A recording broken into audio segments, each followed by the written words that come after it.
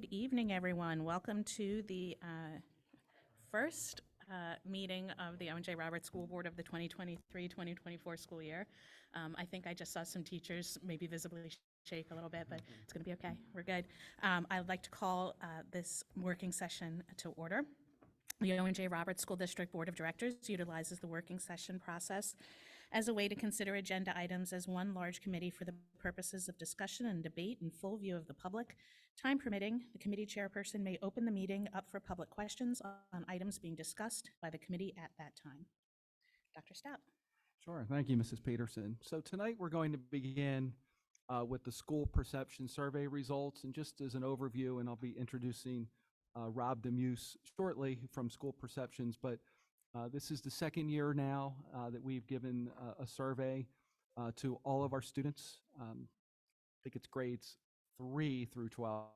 All of our students, all of our staff, and parents in the school district as well. So Rob is going to be joining us remotely tonight to go through the results from the surveys that were administered in the spring. So if we can tune Rob in, that would be great. All right, that sounds like my cue. Just to triple check, you can hear me okay before I get started? Yes, we can, Rob. Yeah, great. Thank you so much. And thanks again for allowing us to partner with you this year. The first year is kind of, it is what it is. It's hard because you set goals and you don't really know, have we been getting worse? Have we been getting better? Have we been staying steady? But fortunately this year you can finally answer that. And while 3 is a trend, you can't get a trend until you do years 1 and 2. So I'm excited to be able to show you where you left off from last year and some of those growth points, and then some of those areas we're going to want to continue to focus over the next few years. One of the things I'll mention tonight is obviously you got a lot of data. So that's the blessing and the curse, is having a lot of data to be able to sift through. What I wanted to do with you tonight is highlight some of those areas from the staff, from the students, and from the parents. So we'll be talking about all 3 groups, and we'll do it in the order of students and then parents and then staff finally at the end. And you'll see little snippets of each, but you do now have access to all of the data. So my thought for you tonight was to show you some of those areas where you scored the highest this year, some of those areas where you scored the lowest, and then where did you make the greatest movements, either up or down from last year. So this was your primary team. Some of us more in the forefront, some of us behind the scenes. Obviously, I'm here with you on the left. Carrie Uderman works closely with me to make sure that the surveys go out at the right time to the right folks.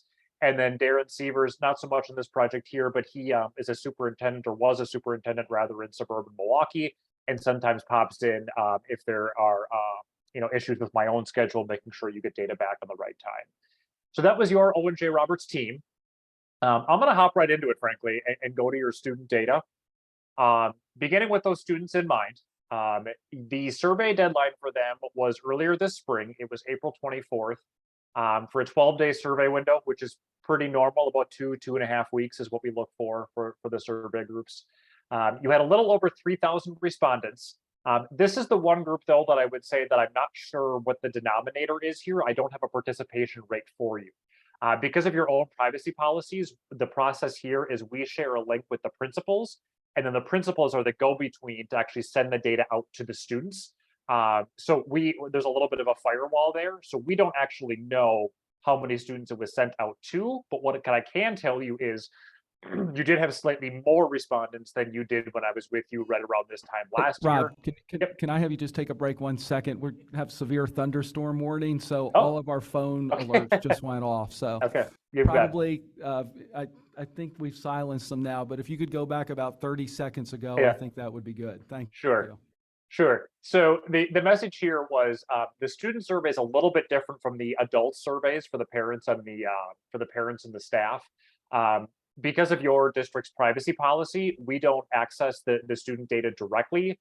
Instead, what happens is we provide a link to the principals, and then the principals serve as a bit of a go-between, and then they share that link directly with students, so that we never see students identifying information. What that means, though, is we don't have a denominator. We don't actually know how many students it was sent to.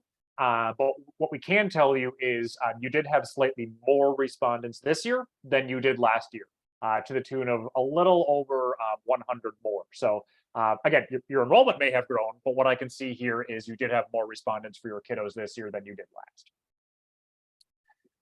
And just as a reminder, you can slice and dice this data any way you want when you are in your own portal.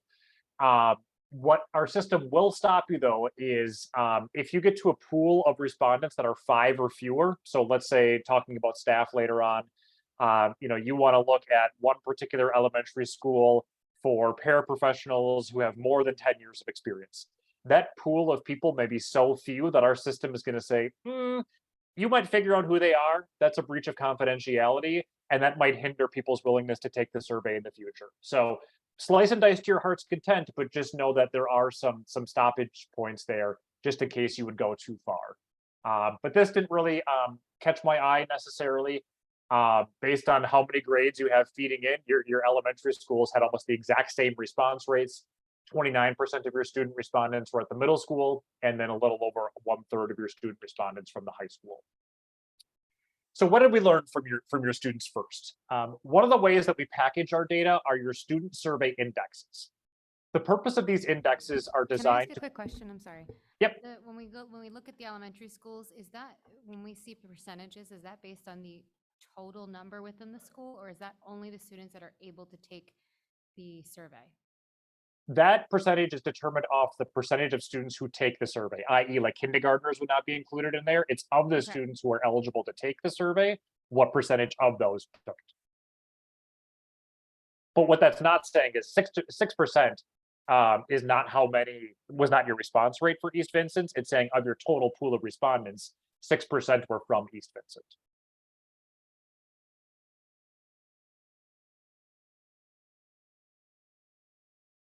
Does that help? I didn't want to move on unless you were ready. Yep, that's good, Rob. Thanks. Okay. So for these indexes, indexes are designed to provide you as educational leaders with kind of an overview snapshot of the survey results. So there are key questions that are nested within the survey that will feed these indexes. So the way that we often times will see people use these indexes, sometimes we see people build their strategic plans around them because the pillars are kind of already there, so they can see the quantifiable progress of pillars of their strategic plan. Sometimes for folks that are just less comfortable with data, it's a nice way to tell how are we doing without necessarily getting into the nitty gritty. And you may decide to post this on your website. And it's kind of a good, like, this is the 30,000-foot view. It'll tell you kind of maybe where are we performing higher, where are we performing lower. It'll kind of give some context to the individual survey items that you'll see throughout your report.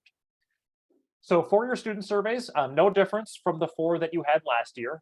They are connection, which is defined as I belong at school because I have healthy relationships with other students and adults, and am actively involved in school-related activities. The second row, the learning index, I learn at school because my classes are challenging, they are interesting, and I can get help when I need it. The third index for your students, I like being at school because it's a place that is safe, warm, and fun. That is environment. And then lastly, experience. I'm accepted, I'm respected, and I have the support I need to be successful at school. For these indexes, and in fact, for your individual items that I'll have up on the screen in just a second, most of them take a similar format. So where are we this year? Where were we last year? What is that percent change? Did we go up or did we go down? And then the final column on the far right is your comparison percentile. So just as a reminder, it's the same format of the data as last year. And what that'll tell you is what percentage of districts in our comparison pool are we doing better than? So for instance, for your first row, you are doing better than 79% of other districts on that particular index. Your bottom row, again, another example, you're doing better than about 2/3 of other districts on that particular index. So comparison, higher the better. The worst you could possibly be is the first, because that would mean everybody else is doing better than you. The highest possible score you can get is the 99th percentile, because that would mean that you're doing better than everybody else. The interesting thing that I did, or that I noticed rather looking through your data, is not only is there a lot of it, but there's a lot of ways to package it. There's a lot of ways to sort it. There's a lot of ways to organize it. Like for instance, this very first row here, connection. Was there a slight decline? There was, to the tune of, around down about a 0.5 percentage point. But what I'm also noticing is you only went down 0.02 of a point, and the score was already pretty high. 4.42, it's on a scale of 1 to 5, and you only went down to 4.40, and you're still doing better than about 80% of other districts there. So what I can't tell you is a value judgment. And what that means is I can't tell you what number maybe you should focus on first, because you may see a decline, which obviously you don't want to have happen, but your comparison percentile might still be really high. And same thing with, you may have a score that went up a little bit, and that's good, but maybe your comparison is a little lower than what you want it to be, and maybe the growth isn't as high as you wanted it to be.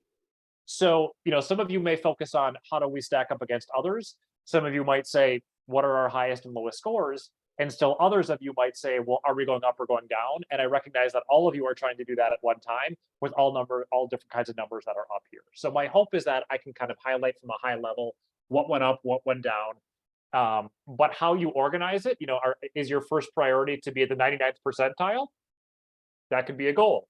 Is your goal to have growth on all of these, regardless of percentile? That's also a valid goal. So how you choose to organize that, I guess, is something that I'd have you think about as we're going through this. Oops, sorry. Just to finish off the thought, though, you also had a slight decline in learning, but you remained better than about 60% of other schools on that metric. The one index that saw the greatest decline, to the tune of about 2%, was environment. That was at the 54th percentile, so still at the above the median there. And then finally, I think our system goes out to like the 10 millionth of a decimal point.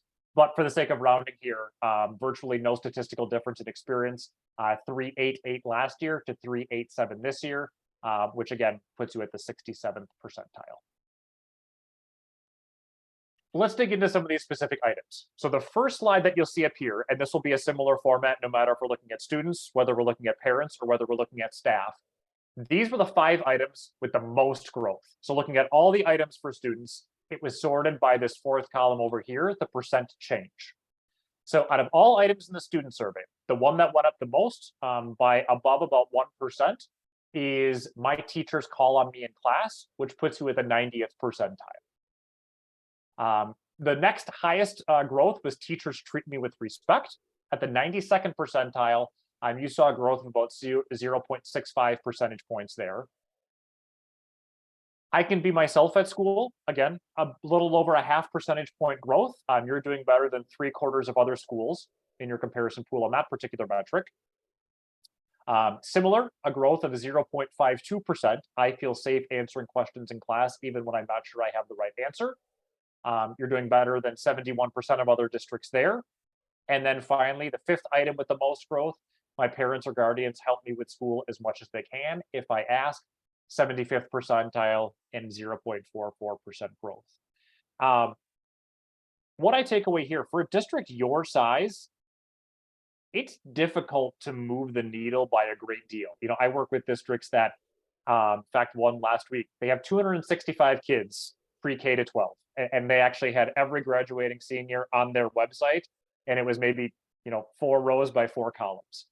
For a district that size, sometimes they can see percentage growth of 10, 15, 20%. When you spread out your data over an N greater than 3,000, I think you really got to be pleased with especially your first row here, where you're moving the needle by nearing a percentage point and a half. That's pretty darn impressive.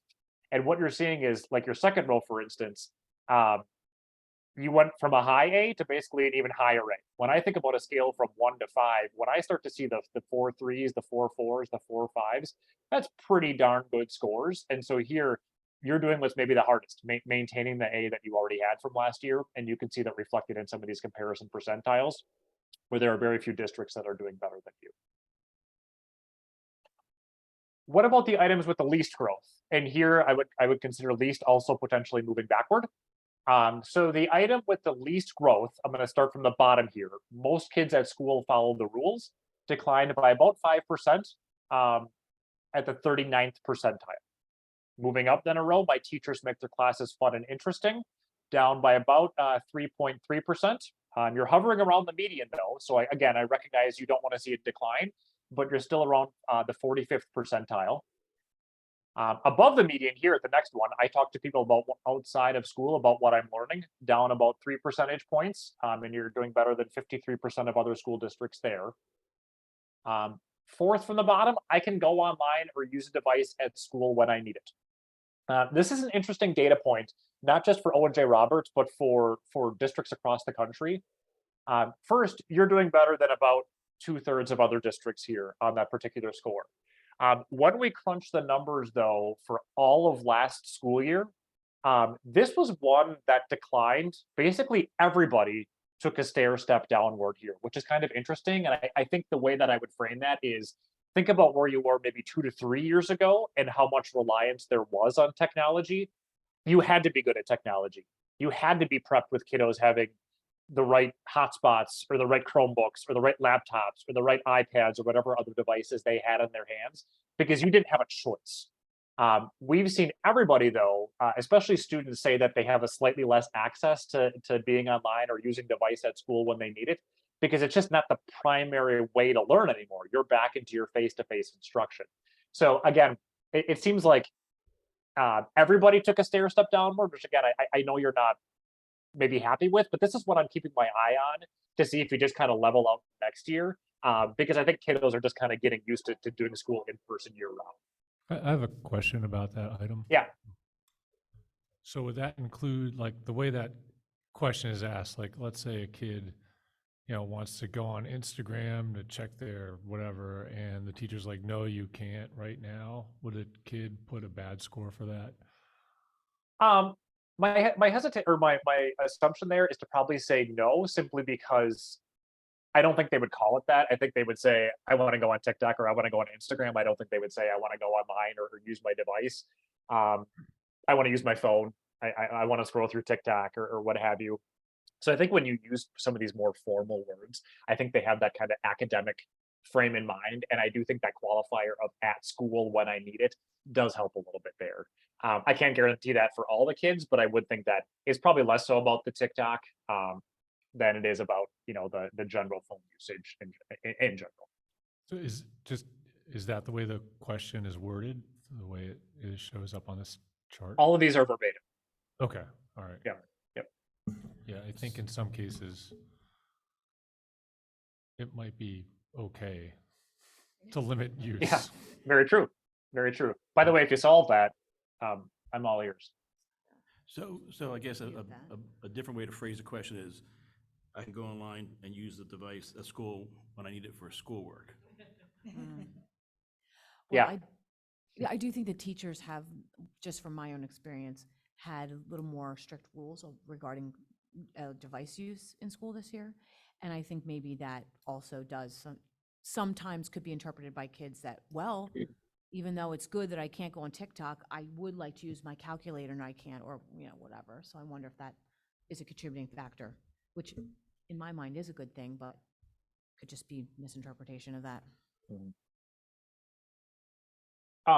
Just echoing the point that I had before, and I'm sure I'll say this like a broken record a few times before we're done too, but that second row, since we're talking about it, that's again one of those value judgments where, are you pleased that you're doing better than about 2/3 of other school districts in your pool?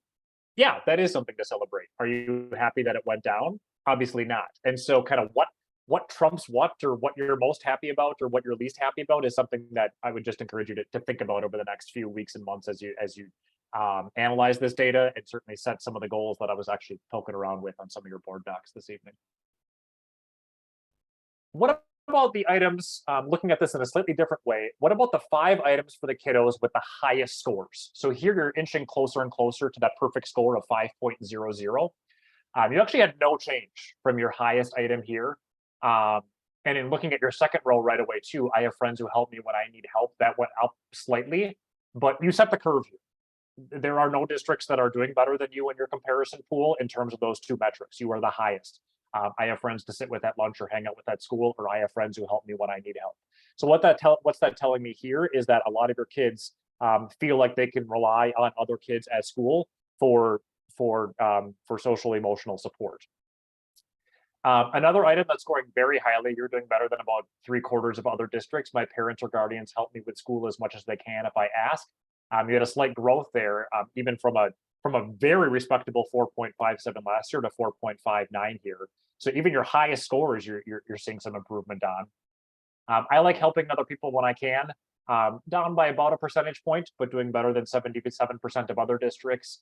And then no statistical change. I try my best at school at approximately the 60th percentile. Flipping that on its head, what items from your students had the lowest scores for this year?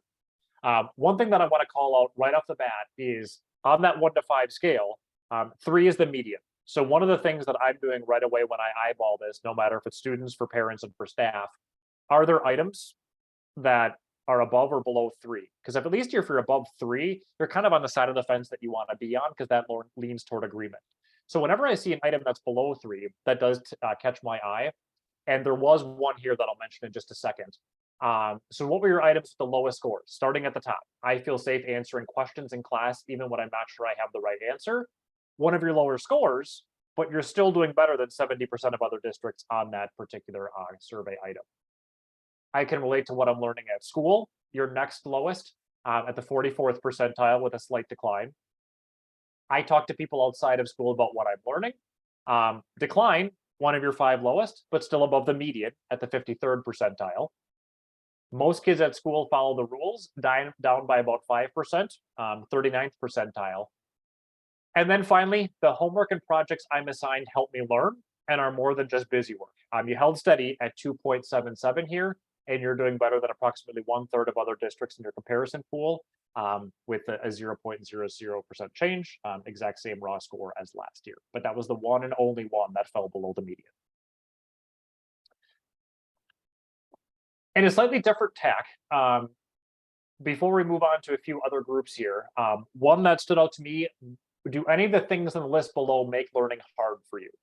So this is divided into your red are your students for 9 to 12, your high schoolers, and your gray are your elementary school or middle school students. So in other words, the longer the bar, the more students are saying, yes, this is something that's getting in the way of my learning. So if you're high schoolers, too much stress they're feeling, which is definitely related to not getting enough sleep, and they're getting quite nervous before tests.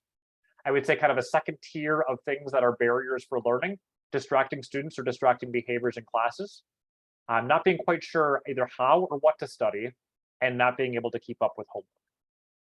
You're seeing some mirrors a little bit for your elementary and middle school students. They certainly are getting nervous before tests. There are some behavioral issues that they're identifying with distracting students or distracting behaviors. And then they too, in an elongated gray bar, are too much stress.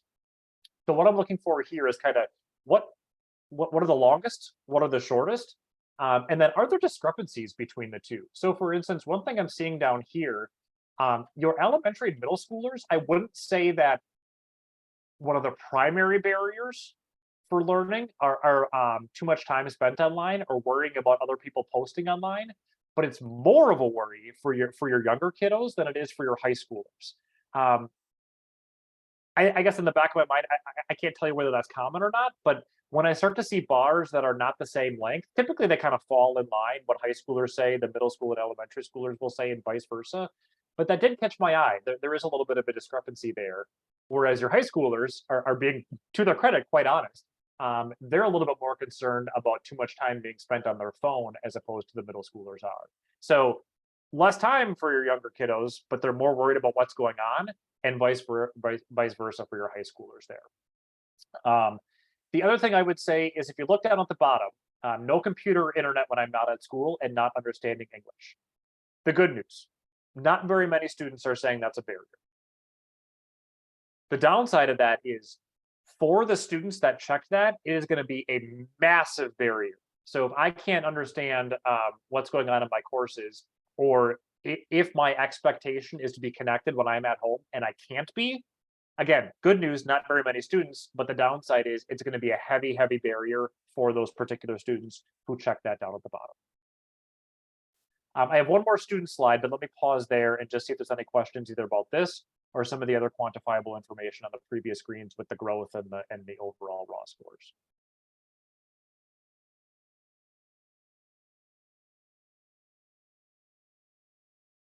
Nope, we're good, Rob. Okay, then rounding out students. Most days I like my school, slight decline, but you're above the median.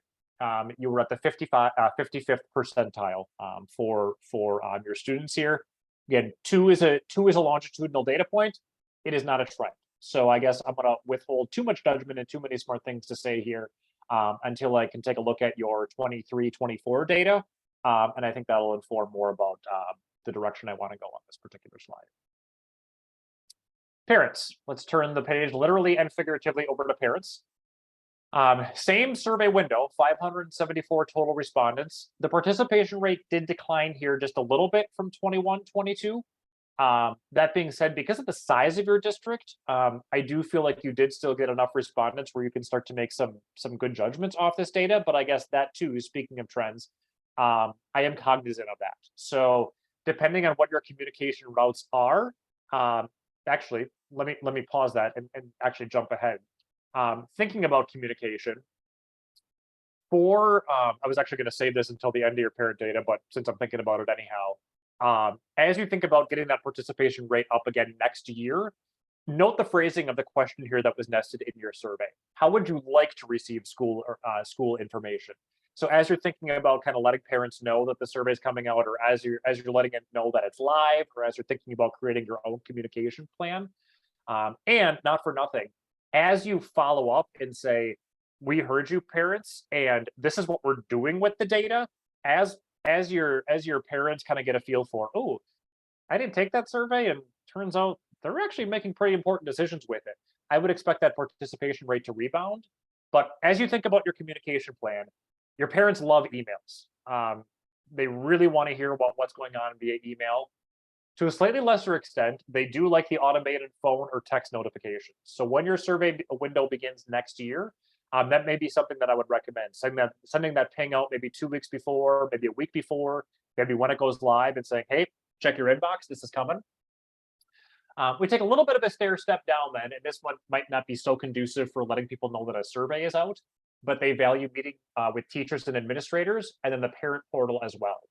I'm not sure what parent portal you use, but I know that when we did surveys in the district that I was teaching in, they actually could, the district level could control the kind of an opening message. So if I were a parent logging in, there might be a little thing that says, your survey is open. Click on your inbox to find your survey link. Let us know if you have any issues. And I had to click OK before I could see my kiddos' grades. Or as a staff member, same thing. Before I could enter grades or do attendance, I had to click OK there, or at least acknowledge it.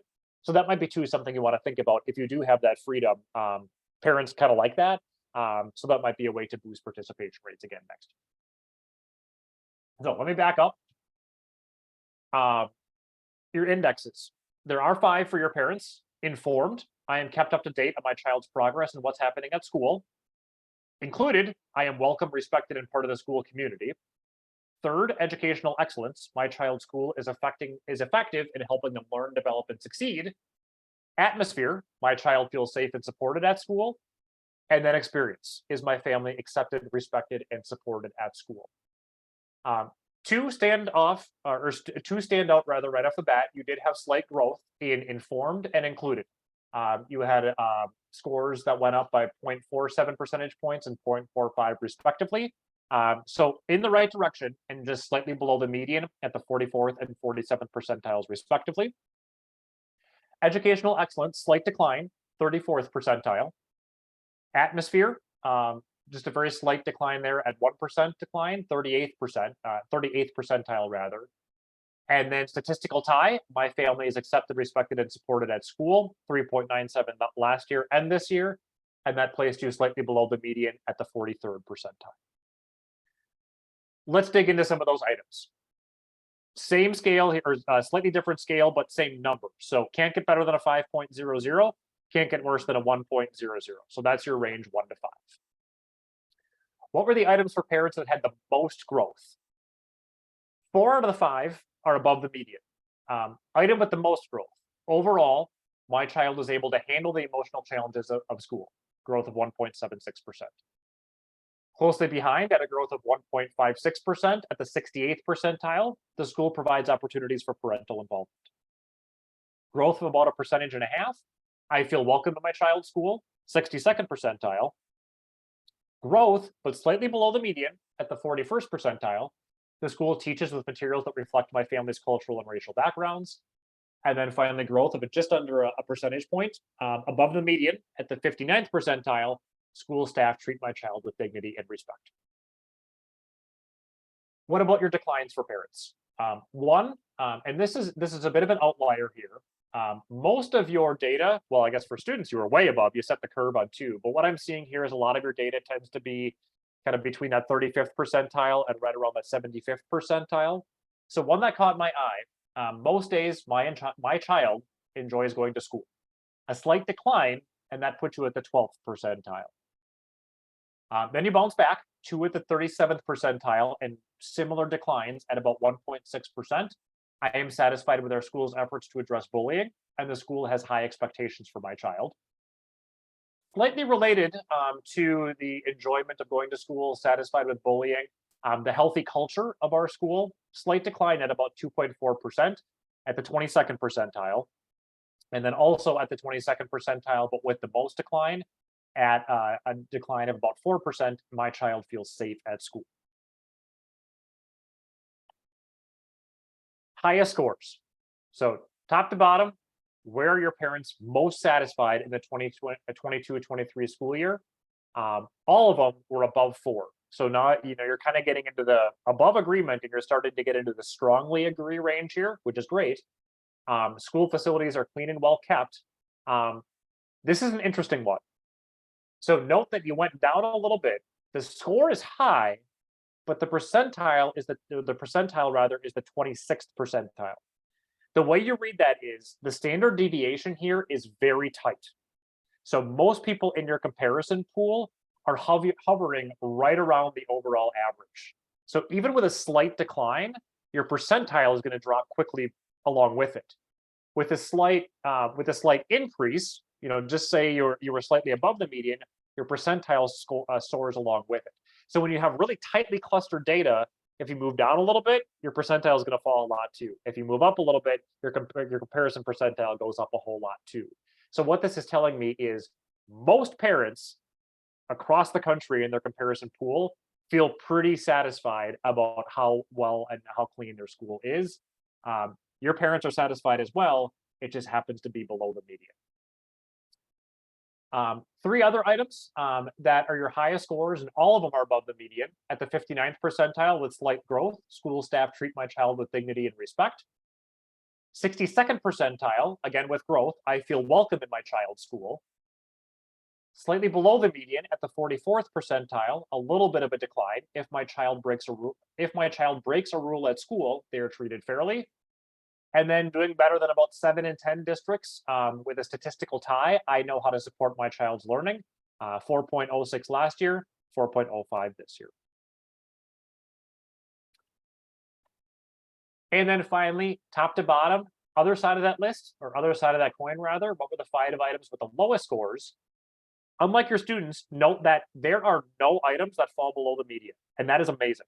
All of your items here are above 3.00. All of your items, when you aggregate your parent data, are leaning towards agreement as opposed to disagree.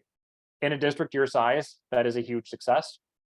There is a healthy culture at our school, slight decline, 22nd percentile. One item that does not generate a comparison because it is specific to you beginning last year, I can find the resources I need on the district's website.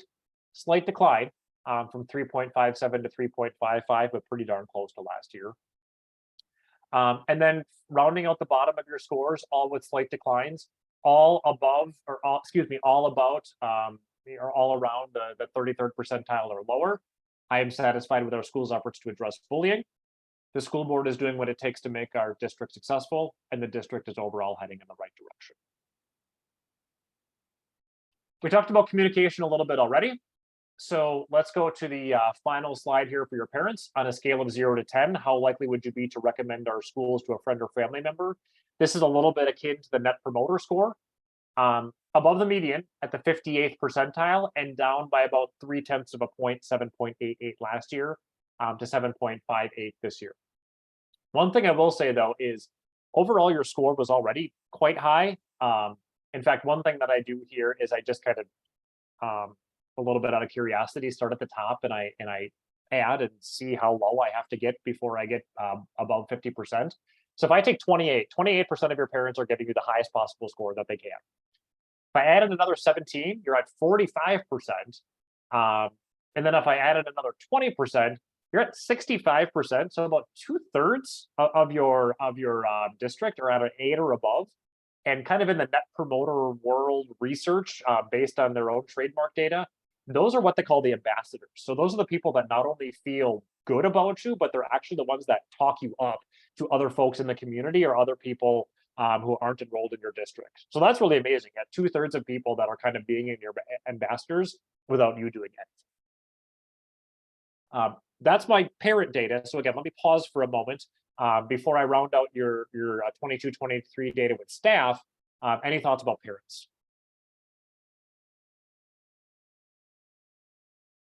Nope, we're good, Rob. Okay. Did I see the lights flicker? Is that the thunderstorms or is that my screen? Okay, I will be efficient. Finally, your staff data. This too, you can disaggregate by various schools. So if you want to know how your staff just at your high school are doing, you can certainly do that. Same thing with the middle school. But what I'm seeing here is you had pretty comparable results based on what I'd expect and how many staff your elementary schools versus your high school would employ. Indexes, again, familiar here, same setup. They have 5. Academics, we are effective in teaching and supporting our students. Engagement, I like working at this school because I am valued, heard, and contribute. Support, I have the support I need to help educate our students and work as a team. Student experience, so from that staff lens, are students accepted, respected, and supported at school? And then finally, what about me as a staff member? Am I and our staff collectively, are we accepted, respected, and supported at school? Great thing here, no declines in your indexes. All of them either were up by a maximum of 3% or at minimum, yes, small decline, but rounding, if you go out to the 10 millionth of a spot, maybe a decline, but overall, pretty much the same scores as you saw last year. And all of them were above the median. You maxed out at 77th percentile for how students are perceived to be accepted, respected, and supported at school. One that was pretty much the same as last year. Do I have the support I need to help educate our students and work as a team? That's the only one that's below the median at the 47th percentile. Some of those items, same thing for parents. It's an agreement Likert scale, 1 being the worst, 5 being the best, most growth. Some items with some pretty substantial growth from your staff here. I feel supported by my supervisor or administrator when I make a decision, 75th percentile, 5.6% growth. One item that, I would say you're definitely moving in the right direction. The school board is doing what it takes to make our district successful. Pretty massive growth at over 5%. You're below the median, but you're moving in the direction that you want to. So that's a W there. Doing quite well at staff input is valued, doing better than 80% of other districts. 56th percentile, again with greater than 5% growth, our school's student discipline practices and policies are effective. And then finally, I feel comfortable sharing input and concerns with my supervisor or administrator, doing better than 3/4 of other districts, nearly 5% growth there. What went down? Well, first, of your 5 at the bottom, you're actually, not all of them went down. One was a statistical tie. I am recognized when I do a good job. The next 3 note slight declines, but you're still well above the median. In fact, you're doing better than about 2/3 of other districts on these next 3 items, being I have the materials and supplies I need to do my job well. Our school has a process to ensure every student has a connection with at least one adult in school, and our staff does a good job of educating our students. Here again, do you want to see a decline? Obviously not. Should you be satisfied that you're doing better than 2 out of 3 schools in that pool? I think you should. I think that is a W. One that went down though, and I would say that this probably does have something related to the fact that on the previous slide, one item that's still below 3 was student discipline. You also saw what could be a related decline of nearly 9%. You're at the 13th percentile for I feel safe at work. Top to bottom, rounding out here from your staff, what were the 5 highest scoring items? The first two rather, were well above the median. I have healthy working relationships with my coworkers, pretty much the same as last year. and our staff does a good job of educating our students. Just talked about that one slight decline, but doing better than about 7 out of 10 other districts. I have access to the technology support I need. A growth of 1%, much like the board item that we just talked about, you're a little bit below the median, but you're moving in the direction that you want with growth. Pretty substantial growth at 3.8%. Our schools support students from diverse backgrounds. Really rocking it there, doing better than about 90% of other districts on that item. And then lastly, I feel supported by my supervisor or administrator when I make a decision. You cross the 4.00 threshold, doing better than 3/4 of other districts. Rounding this out, lowest scores from your staff. You had 2 that were below 3. Our staff handles student discipline in a consistent manner. Our school's student discipline practices and policies are effective. I wish I had something really smart to say here, and I don't. The only thing that I could say is I'm not sure that you're in good company, but I would say that you're in very, very, very large company. I cannot tell you the last time I gave one of these reports for staff and haven't seen these 2 scores be at the bottom. And that is the honest to God truth. I cannot tell you the last time I gave one of these reports and didn't see these 2 at the bottom. Again, I don't know if this is good news, but I guess what I'm seeing here is you're getting a lot of corroborating data based on your students telling you that there's some distracting behaviors in class. Your parents kind of inching towards the discipline and students feeling safe at school, kind of that overall culture. Your staff talking about discipline. It doesn't matter if you're in Pennsylvania, Wisconsin, Minnesota, we've given this report in Texas, New Mexico, Colorado. The list goes on. If you have the secret here, there are 14,200 districts across the country that want the answer here because everybody is struggling with this. Everybody is struggling with this. The good news is that you're doing better than some other people who are also struggling with this. You're above the median for the final item, and you're darn near the median for the second to bottom item. But it's just one of those things that the kids forgot how to do school for a year. It was incredibly damaging for the routine of school. And I would expect that it's going to take a couple of years to bounce back because of how hard it was on the kiddos. Last but not least, our school supports equitable opportunities for. So there are several groups that we have here, whether it's economic backgrounds, cultural backgrounds, racial background, gender background, LGBTQ students, or students with special needs. You're well above the median on all of these. One that you'll see an NA for, this is special to you for LGBTQ plus students. You saw growth. In fact, you saw growth on all of these. The item that saw the most growth was supporting students from different economic backgrounds. The least amount of growth, but still with growth, is supporting students with special needs. And again, your lowest item, and I say lowest here, maybe with heavy air quotations, you're doing better than 7 out of 10 districts on supporting students from different economic and racial backgrounds, and darn near setting the curve. Least amount of growth, but highest percentile score at the 89th percentile for those kiddos with special needs. Your staff, what I'm seeing here, they actually went up to the tune of about a 1/10 of a point. They are more satisfied. They are more willing to recommend you as a place of employment relative to last year. And you're doing better than about 75% of other districts on that particular metric. I recognize that's fire hose drinking. I recognize that that's a lot, especially when you got thunder rumbling in the background and your lights flickering. I'm going to take questions certainly, but I guess my closing message before I take a drink of water is please don't let me be a stranger for how I can help. I recognize that's a lot of data. There's all kinds of ways to slice and dice it. I know Will has some more data for you coming. I know you have access to the data now so that you can disaggregate by school and by grade level and every other possibly metric that you want. But can I help with maybe process or other questions that caught your eye this evening while you got me here?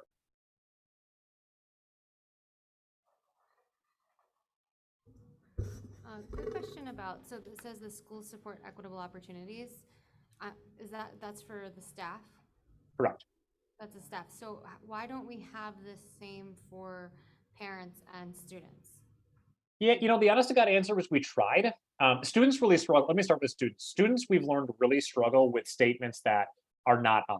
I really know how well I am doing as a kiddo. I'm not necessarily sure what's going on in my other 4th grade classrooms. It doesn't mean we can't, but it is definitely harder for the kiddos. And I guess the same kind of principle lands for the parents as well, especially if parents have a good indication, hopefully, about how their kiddos are doing at school. They have a pretty good indication for the specific needs of their kids, but they just truthfully don't always know, I guess, what is it like across the entire district, especially with a district your size. There are some good perceptions, and I'm not saying that those perceptions aren't worthy of collecting, but the really honest to God answer of, do I know how my kiddo's doing? And then do I know how my friends' parents are doing and how how my kiddos' friends are doing in school and how their parents feel? It seemed to be one step too far based on data we've collected in the past. They just didn't know compared to their own kid.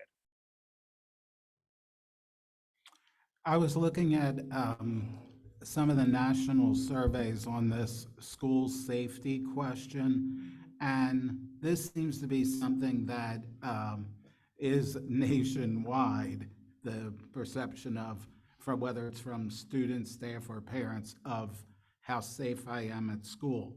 And I'm wondering if you're seeing that same thing, like as a result of, how many incidents are in the media. And if there's a way to tease that out to kind of see, well, what does that mean to you? Because as I was relating to somebody else, it looks a lot like questions around airports and flying, like how safe is it to fly? We see all the reports of people acting crazy on planes or severe turbulence, but millions of people fly every day Yeah. with no incident, Yeah. but that's not news. So Yes. I was curious as to how you saw that safety perspective. Good question. If I slide back forward, well, a couple, I would say that these are the discipline questions for staff are the ones that are most common to see at the bottom. For your specific question of I feel safe at work, couple of thoughts. One, my honest to God answer is I'm thinking about this as a teacher in one of your buildings and how I would have answered this as a teacher and how I would want you to address this as a teacher, not necessarily as the survey person who's giving you data, on the evening of August 7th. And I guess as a teacher, the good news is overall the score is still quite high. So you still have folks, you kind of went from the strongly agree range last year to kind of agree. So again, you don't want to go down, but I would say that your raw score is still in quite good shape. It's hard across a district your size to get data that is above 4.00. So I would say that's a piece of good news. Obviously, the fact that you went down about 9% is not, but the fact that your score is high, but your percentile is low, harkens back to what I was saying, I think maybe a couple of minutes earlier, where the data is very tightly clustered. So if you were to go back up, and I guess I'm using this more as an example than a hard data point, but if you were to go back up to say 4.10 next year, my guess is you'd be much closer to the median as you are right now, just because most staff do feel safe at work. So when you have a slight decline, it's going to bring your percentile score down with it. What I would recommend as you're looking and disaggregating this data is maybe work backwards a little bit and say, show me the folks that feel safe at work. And then look at who's agreeing and who's disagreeing. And then among those folks who are disagreeing, what commonalities do they have? And kind of work backwards that way and say, well, is it bubbling up from a particular school? Yes or no? If it's not from a particular school, then are the folks that are saying they don't feel safe at work here, are they also the folks that strongly disagree with everything? Because you will have that staff. If I have a bee in my bonnet and I'm very angry about something and I get the survey that day, I'm going to score you strongly disagree. I'm going to give you a 1 on everything.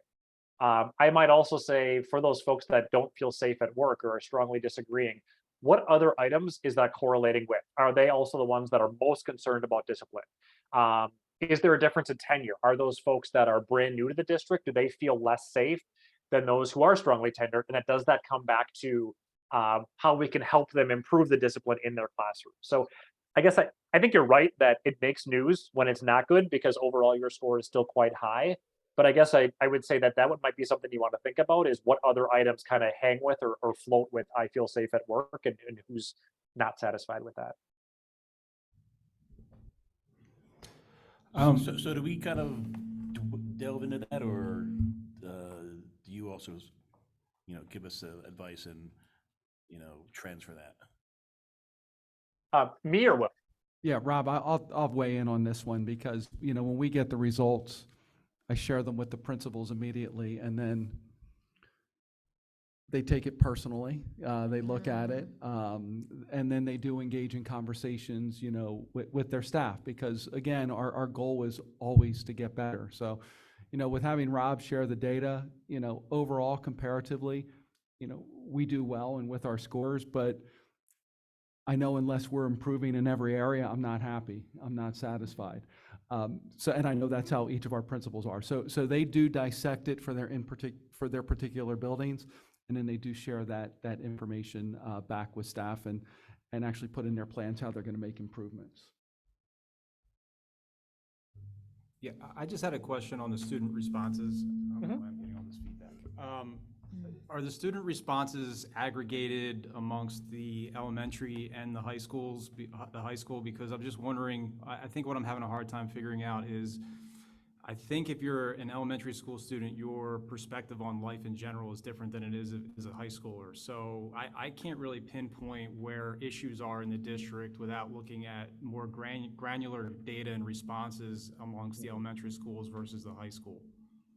The short answer is yes, you can do that. And it goes all the way down to comparisons by the grade level. So if you wanted to say, you know, how do we stack up on a particular item with 7th grade students and go all the way down to that level, you certainly can. And I recognize that when you look at district level data, you know, you could have some groups that are doing terrible and some groups that are doing wonderfully, but the average is in the middle. And that's the blessing and the curse of an average, is it's easy to understand, but it can wipe a lot of data out of the way.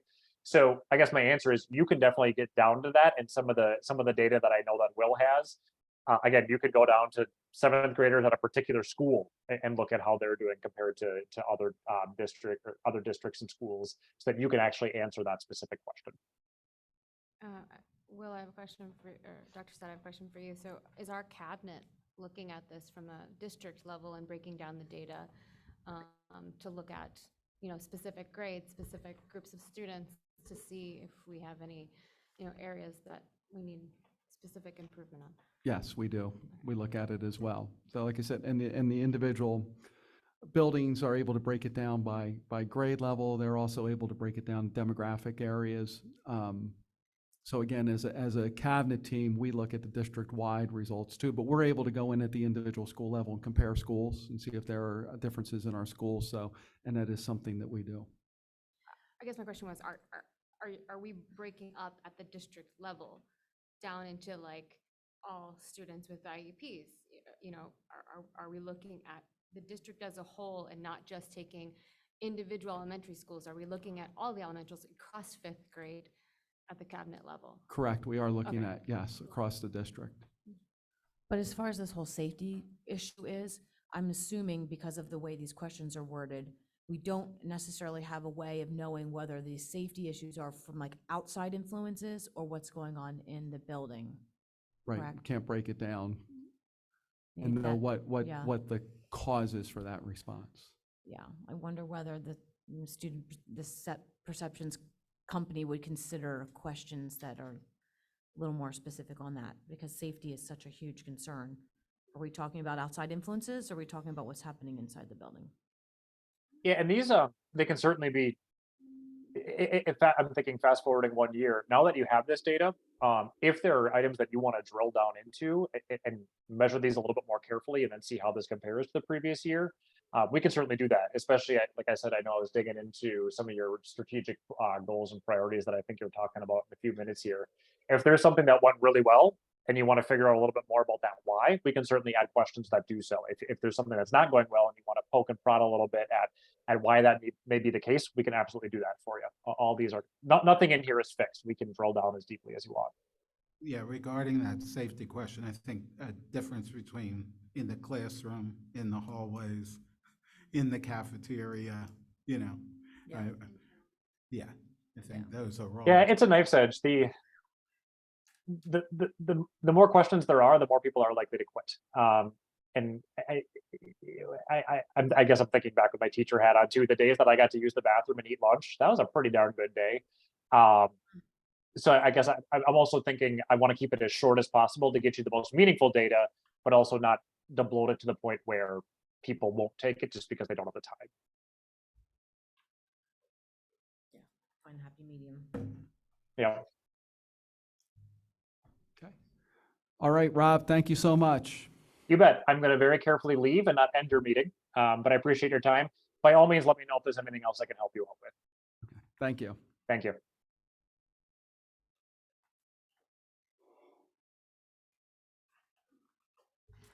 We are moving forward to the Owen J. Roberts Mental Health Plan. Dr. Stout. Okay, going to turn it over to Mr. Bentman and his team for this presentation.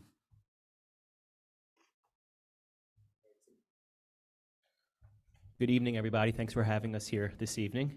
So I have some very important people behind me that I'd like to introduce, but before I get into the folks with me today, we are here to present on the mental health strategic plan for the district. It's a quite in-depth and lengthy document that was developed by a team of 11 with some other input from folks around the district through University of Pennsylvania and the Chester County Intermediate Unit Year 1, which was last year.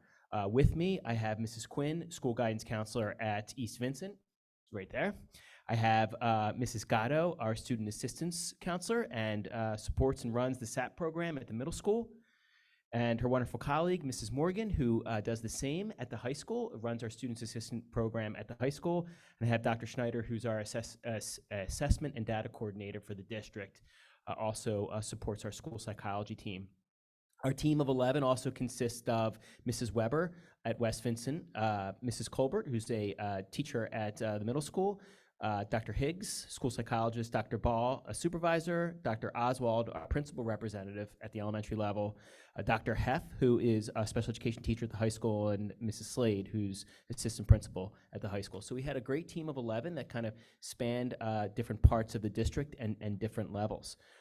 This evening, we are going to give you kind of a snapshot into our our district mental health strategic plan.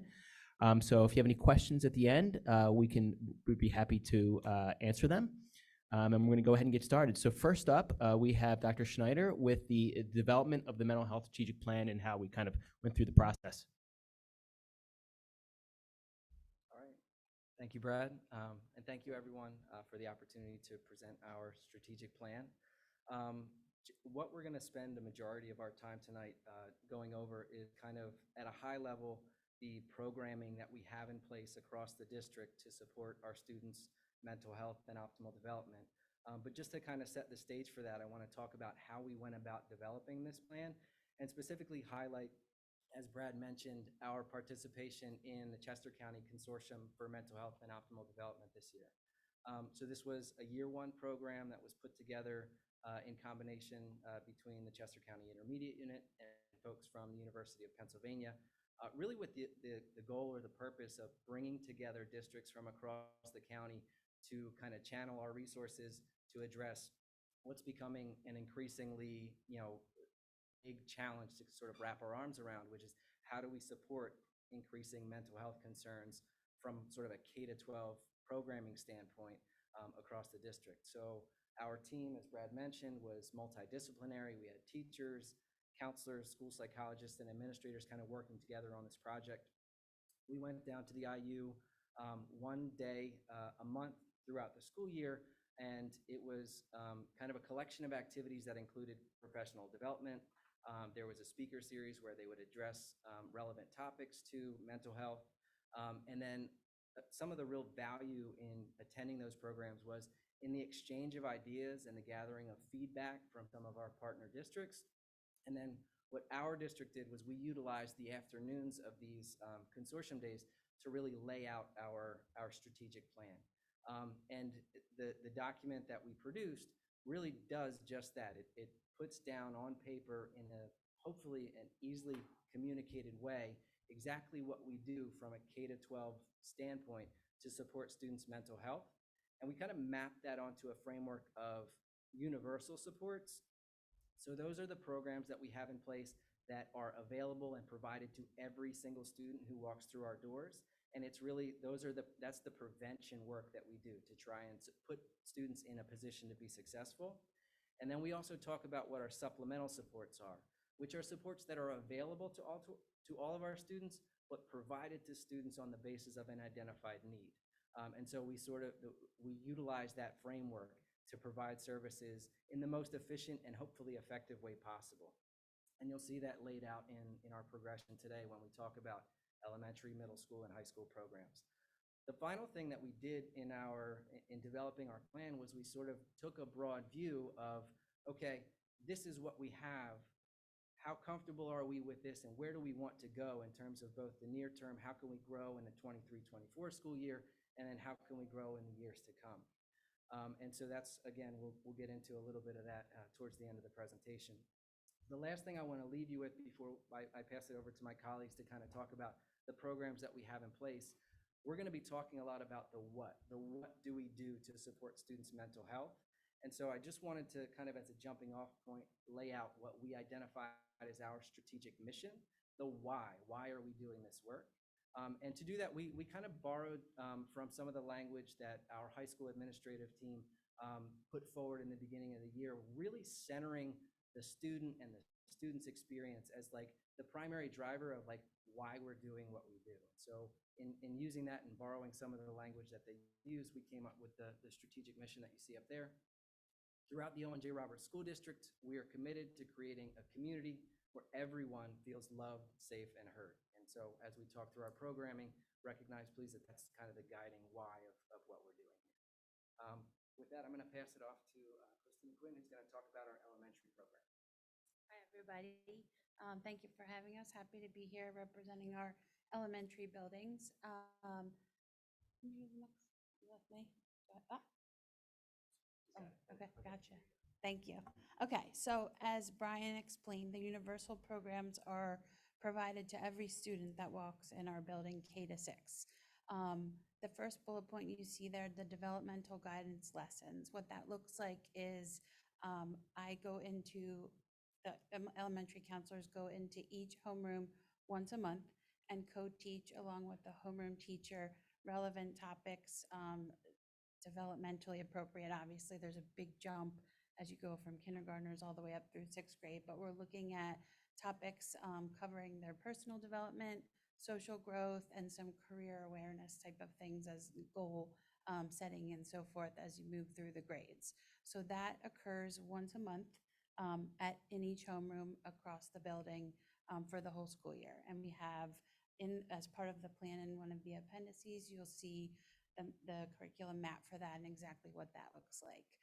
So that's something we're really excited about, to make sure that, you know, even looking at what we were just hearing about with the student perceptions and trying to tackle some of these things proactively with all the kids, provide support, you know, universally so that they can get what they need.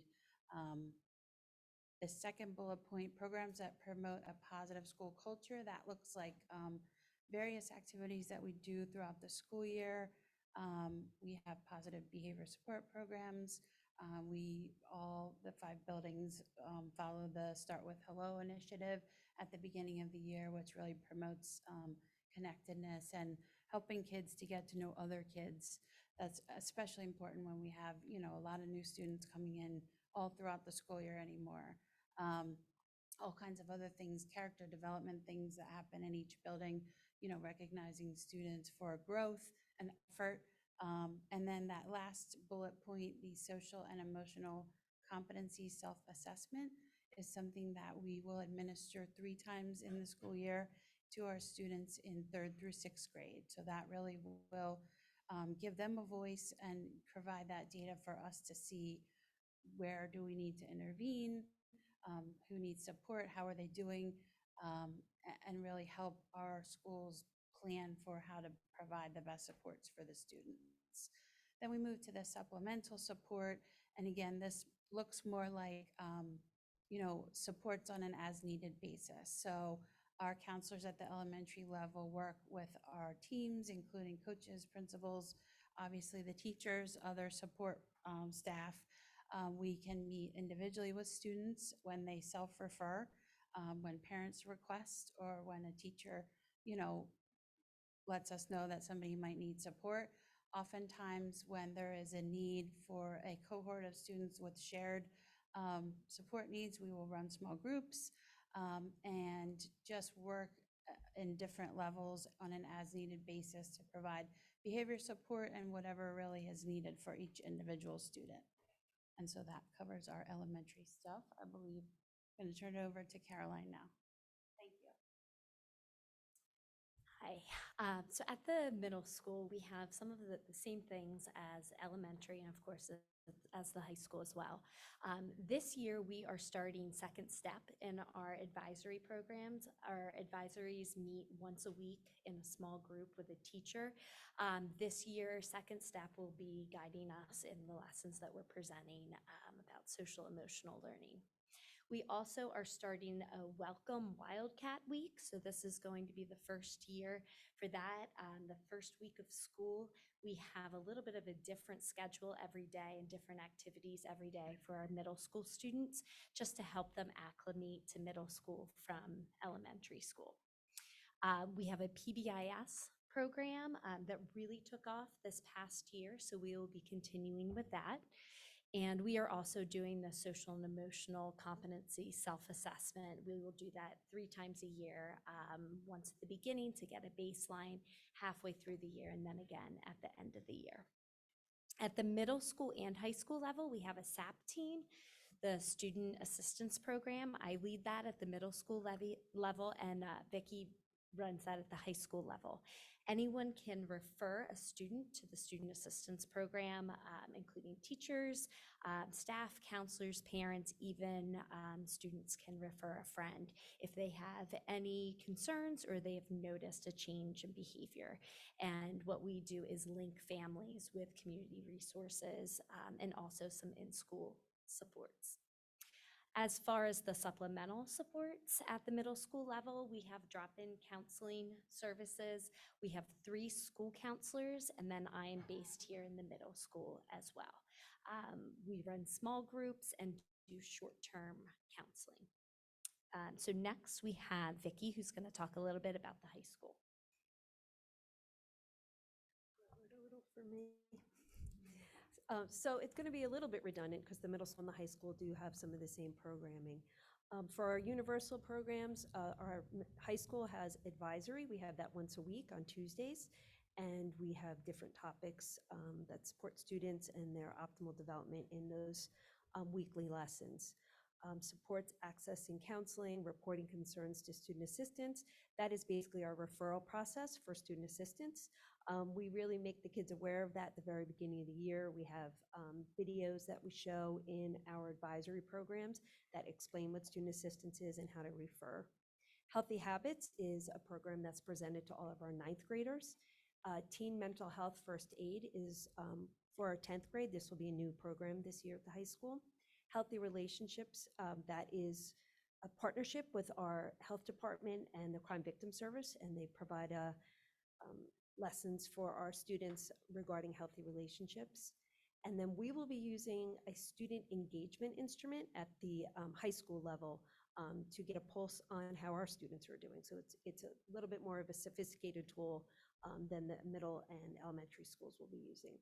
For the supplemental supports, we have drop-in counseling available. We provide short-term counseling for students through our Student Assistance Office. We also have structured study hall and scholastic coaching, which is coordinated through our MTSS program, as well as our guidance counselors.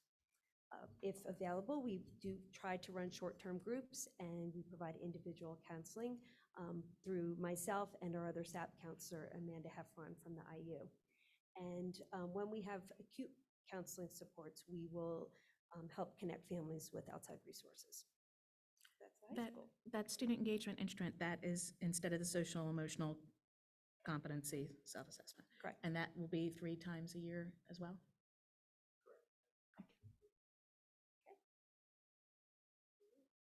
Yep, okay, that's me again. So I'm gonna talk about our suicide risk response. When we have a report of a possible suicide ideation, a student reports suicide risk, we utilize documents that was created by Dr. Terry Arbacher. So we have been trained by her specifically, and we utilize her screening tools. First, we will start with a 1-page screener to determine if the student is in acute risk, and if so, then we will do a full assessment. We involve the parents immediately, and then based on the responses to that assessment, We will make recommendations and support parents in finding appropriate resources. When the student returns to us, if they are placed outside of school, we support them through a transition program and try to help them have a smooth transition back to school after a crisis. So the second part of this is the school threat assessment. Again, we used Dr. Terry Erbacher's model, and we have a screening process, and we also have a lengthier assessment process. This is for any time that there is a threat or a potential violent occurrence that we hear about from a student or a parent or a teacher. We work with the student. We have a team, administrators, counselors, and psychologists that can all be a part of assessing whether this is a substantive or a transient threat. So what we do is first meet with the student, go through the screening tool, and sometimes that goes further into the longer, more detailed assessment. Again, we are communicating with parents immediately, and it is very much a team effort, and no one is making any decisions about next steps individually. We always have an administrator, security if needed. After that, we come back together as a team to talk about what we need to do if we need to better support the student in or outside of school. And once a year, Vicki and I train all the staff that are involved in the threat assessment teams. So that includes administration, all of our school psychologists and school counselors. So we'll be doing that before the start of the school year. So that really at a high level is what is included in our strategic plan in terms of the programs and supports that we have in place. With that said, there's obviously a lot more detail in the document itself, which I believe is you guys all have access to, and we'll also be pushing out for public consumption, and it'll be accessible through the website because it really is a tool intended to communicate exactly how we intend to address this issue. The other piece that we included in our strategic plan is more forward-looking. And so obviously, we don't always have the opportunity to have a team with perspectives as wide and varied as what we had in our involvement in the consortium. And so we utilize that to kind of have some discussions about, okay, this is where we are, where do we want to go, where do we see ourselves having to grow in order to appropriately address kind of the mental health needs of our K-12 population. And so we just listed some observations that the team made, and also within the document, bullet pointed some potential solutions or avenues to grow in the future. So I'm just going to go kind of one by one through some of these observations, and obviously we can take questions, at the end as well. But our first observation was that we need to have channels of kind of back and forth coordination or communication. It was really nice to have this sort of central planning opportunity this year, but those discussions need to then be filtered out to the buildings in a way where they can put plans into action on the ground and also gather feedback about this plan didn't work out the way that we thought it would because of this reason. Let's consider that as we sort of recursively develop the next phase of implementation, right? So we want to make sure that we have that clear channel of communication. And really to do this, we want to center our mental health professionals at each building as sort of leaders of this charge. So obviously we had our student assistance counselors and one of our school counselors who really do lead the charge for this. We want to make sure that they're empowered to kind of leverage their expertise to help drive the buildings forward. Observation number 2 is if we want to do this work well, we need to make sure that the staff who we intend to implement these plans are given the time and resources necessary to do that work. And we're not, in this case, just talking about folks with mental health training. We're talking about our teaching staff. If we're talking about delivering second step and advisory lessons to kind of tackle some of these stressors and issues that students are facing day in and day out, their point of contact for those lessons are their teachers. And if we really prioritize this, then we need to make sure that we're providing the staff with the ability to be comfortable with the lessons that they're providing, and to also have the appropriate sort of planning and professional development so that they can take an active role in that. And I think we do that, and we're growing at that, but it's something we need to kind of keep in the forefront of our mind. If we prioritize solely academics and we don't necessarily look at this social emotional piece, we might be missing something there. And I think some of that kind of, again, just to reference the previous discussion, comes to light in some of those school perception responses. So just another thing that we want to be thinking about as we move forward. Frank, if you could go to the next slide. Also, kind of related to that point is that we want to make sure that we're using data to guide this process, both in terms of understanding kind of what challenges confront us. And in the next slide, we'll actually show you some data to kind of crystallize that for us. But we want to understand, so that's the kind of the purpose behind giving students some voice in taking those self-assessment surveys, is having the students kind of tell us where they're at and then using that responsively in real time to make sure that we're addressing issues that we know are there. And then also to evaluate, are the plans that we put in place to address these needs effective or not? What are we seeing in terms of the outcomes? Can I ask a question now, or would you rather I wait till the end? I think you can ask now, yeah. Okay, the student engagement instrument. Yes. How is that developed? So that instrument was developed out of a research program at the University of Minnesota. It's connected with actually with a curriculum called Check and Connect. It's like a dropout prevention program, but it's a research-based instrument that's free access. And then we took that and we actually converted it into a digital assessment that we can take on our in-house assessment platform. And then the real value of that and the student and the other self-assessment that we're going to use for the younger students is that those results are available to us in real time. Like as soon as the student takes it and hits submit, it comes back to us and we can start to look at it and kind of dive into it with our school-based teams right away. So Because I saw the questions are really similar to the school perception yeah. survey. But it would be interesting if you could add those couple of questions here about the safety, right. rather than just, I feel safe at school. Right. If you could tease that out of here, because then you'd have the real time in my classes, in the cafeteria, in the hallways, you know. Yeah, no, that's a good observation, something for us to think about for sure. Since you're talking Thank about you. the assessments, who's looking at these assessment and kind of decides? I know there's not really a decision; it's based on numbers or whatnot and percentages. But who gets to make that choice? The student needs X, Y, or Z. Yeah, so we'll be looking at the assessment results at kind of multiple levels. One is just to sort of understand kind of the trends for the cohort, so a class, a grade level, a school. And then the other is to kind of look and say, is there a particular need for an individual student?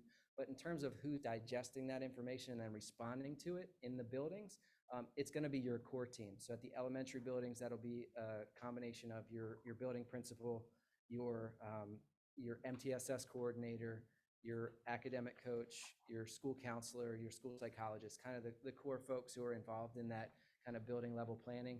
At the secondary level, both the middle school and the high school, there's MTSS teams that look at that data and respond to it. But I should be upfront in saying that this is a first year that we're rolling this out. And so we do have to iron out some of the logistics around, okay, now we have the information, what's our protocol for analyzing it? Well, along that, since we're talking about this, are parents going to be asked for permission for their students to do these instruments? Yes, and so there'll be a notice that goes out to all parents in the district and provides specific guidelines for anyone who doesn't feel comfortable giving consent for their student to take it. They'll be able to opt out with a simple Google form. Okay, because I just know in the past, some of the mental health things always required a parent permission. Yeah. Will that be the same going forward? Like when you're talking about the high school, different small groups and, counseling options, those always that I knew of required parental permission. Is that going to be the same? Yes, that is the case. Obviously, if it's a crisis situation and tier 3, different story, but in regard to getting supports by either a mental health scholastic coach or one of the wonderful people behind me or school counselor, typically parents are, notified. I just want to be clear too about opting out. It's not going to be a parent permission to give the survey. It'll be a parent opt out. So parents, if they're not interested in their child taking the instrument, they would just opt their children out of taking And they it. could just opt out for the entire year? Not like Correct. They wouldn't have to 3 keep doing that. We would capture that information and then they would go from there through that process. Okay, thanks. And also, just in the interest of transparency, in this strategic plan, we actually included in the appendices a full listing of the items on the instrument in case anybody is curious as to like what types of questions we're asking students, so that we're sort of open with what information we're gathering. Okay, thanks. And then I guess the last observation that I wanted to point out is mental health professionals in the school are always sort of straddling two different objectives. One is sort of prevention focused and developing the social emotional skills and the resiliency skills for students to be able to kind of confront life's, adversity in an adaptive way. But we also recognize that like those acute mental health issues are always going to be present as well. And we've actually seen them in increasing numbers now. And so that is less prevention and more like, okay, how are we responding in real time? And we talked a little bit about like our crisis response, but we want to make sure that we're focusing on both of those things. A lot of what we talked about in terms of our programming today has been prevention oriented, but we do also need to make sure that we're allotting the appropriate resources to be addressing the acute mental health issues that do come up. And that actually leads us right into our next slide, which Caroline and Vicki are going to talk about kind of the reality on the ground, so to speak, from the student assistance program this year. So if you'd like to take a look over here at the slide, this is a compilation of the statistics from both the high school and the middle school as it relates to the work that we did through the student assistance program. We wanted to share this information with you so that you could see just the actual data of the supports that we are providing to students, as well as highlighting the youth mental health crisis that our entire country is experiencing. I think it's important to note that these are the numbers that we're aware of. I mean, obviously school is just one place that students go, and it's summer and there's things happening that we're not even aware of, but these are the numbers. These are the students that we have seen in our office and we're spending that time with. Can I ask you a question about that?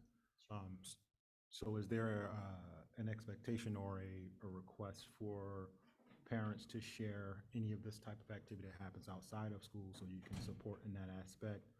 Is that the expectation? Is that a recommendation? How do you approach to learn about those incidents that don't occur through school meetings? So it's definitely a family decision if they want to share, personal private information of events that happen with their child outside of school hours. I will say that when we are aware in our office, in the student assistance office, we are guided by confidentiality. So information that is shared is specifically as needed. But when we are aware of crises that happen outside of school, we can support the students so much more during their school day. We can take a look at additional programs, groups, individual short-term counseling. So it's always helpful if we know, but we also understand that sometimes we don't.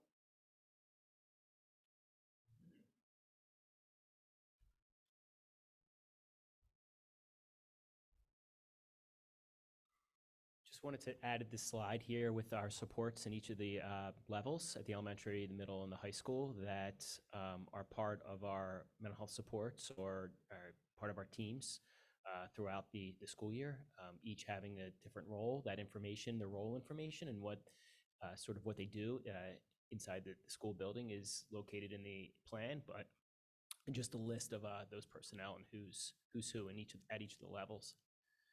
So moving forward, finishing year, go ahead, next slide, thanks, Frank. Finishing year one, right now, as Dr. Schneider kind of mentioned, we're just kind of in the midst of kind of moving forward with the plan. The plan was actually draft finalized in June.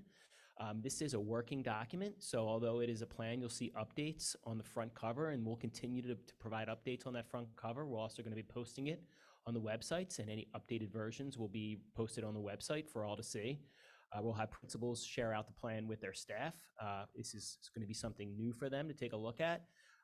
new hires and new employees will have an opportunity to learn about the plan and learn about what we do. And we finally have something that's a touch point from for anybody in the community to take a look at what we're doing and how we plan to do it throughout that process. And just quick information, we are going to engage University of Pennsylvania and the CCIU in the optimal development for year 2. So they are moving forward with the year 2 in Chester County. Brian and I are going to get a different team together for year 2 because we want to make sure we kind of spread the wealth and provide PD and training for as many of our important folks that were in this slide before for that process. So we are excited for year 2 to continue with this. What questions do you have for the team? I had just 2 quick questions, or 1 question, and this is actually for Dr. Stout and Dr. Soder.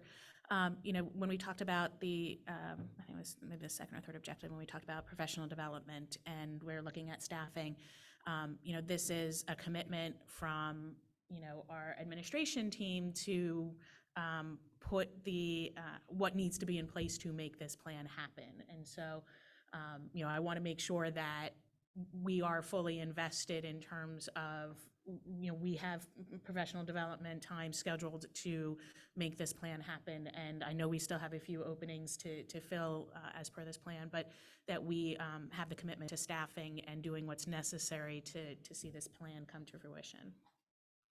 Yeah, absolutely. And even the first year funding for this consortium was provided through the CCIU. That's no longer available, but we're looking for some other grant funding to cover it. But this is very important work, and we plan to continue to go through with it. And this is the first step. And Brad, correct me if I'm wrong, but all the school districts in Chester County are developing a plan such as this for their particular district. Most of them, yes. Okay. Yeah, So, majority. but yes, Brad talks to us a lot, talks to us at Cabinet about this, and we're in full support of it. The second question I had isn't so much a question, but a level set that I would like in my mind and the board's mind as we look forward to results and as we get data, with the assessments that we're doing. When I look at the chart with the data in it, that is very upsetting, obviously. It's not necessarily a straight reduction in numbers that we should be looking for in a chart like this when we look. In a perfect world, all these numbers would go to 0, but a drop in referrals may not be a good thing, right? That may mean children aren't coming forward. So, I want to caution as we take a look at these and as we move forward as a community look in this, changes in numbers aren't necessarily only looking for downward turns in numbers to indicate success. Children getting support is what the most important thing is, and that may not necessarily come through strictly in these numbers. And I would just say I completely agree with you 100%, and that maybe possibly the more supports we get, whether it's PD, programming, even personnel, you might see those numbers go up because of the availability. We're also going to be doing some things this year like the instruments, but also teen mental health first aid in 10th grade. And that and you saw that presentation about 3-4 months ago, that could increase our numbers for students to get support. And this was a difficult numbers to present. I struggled with this because these are students that are struggling, and there's a connection here that our teachers have, and it begins at the classroom level. Our teachers do a fantastic job, elementary, middle, and high, at supporting the students in the classroom, even with the little stuff, because as we all know, things fester, and the quicker we get intervention, the quicker and the better for the student, and that's statistically proven. Brad, I have a quick question. Would you say that with the increase in the mental health struggles, that there's a correlation between that manifesting as behavioral issues in the school with discipline? Yeah, it's tough. I think at times, yes. I think it could be a yes and no. It really kind of all depends. I mean, at times, mental health disorders are just that. Like, at times, there's no choice for a student or an adult to have a mental health disorder, right? And we all know, and we're all connected, I'm sure, to someone that struggled at one point in their life. And so just like any type of health disorder, things come on mentally as well. And so, yes, I think trauma is a big one. I think I think more than discipline, I think trauma. Trauma in students' lives at any point based off of, what he or she went through. I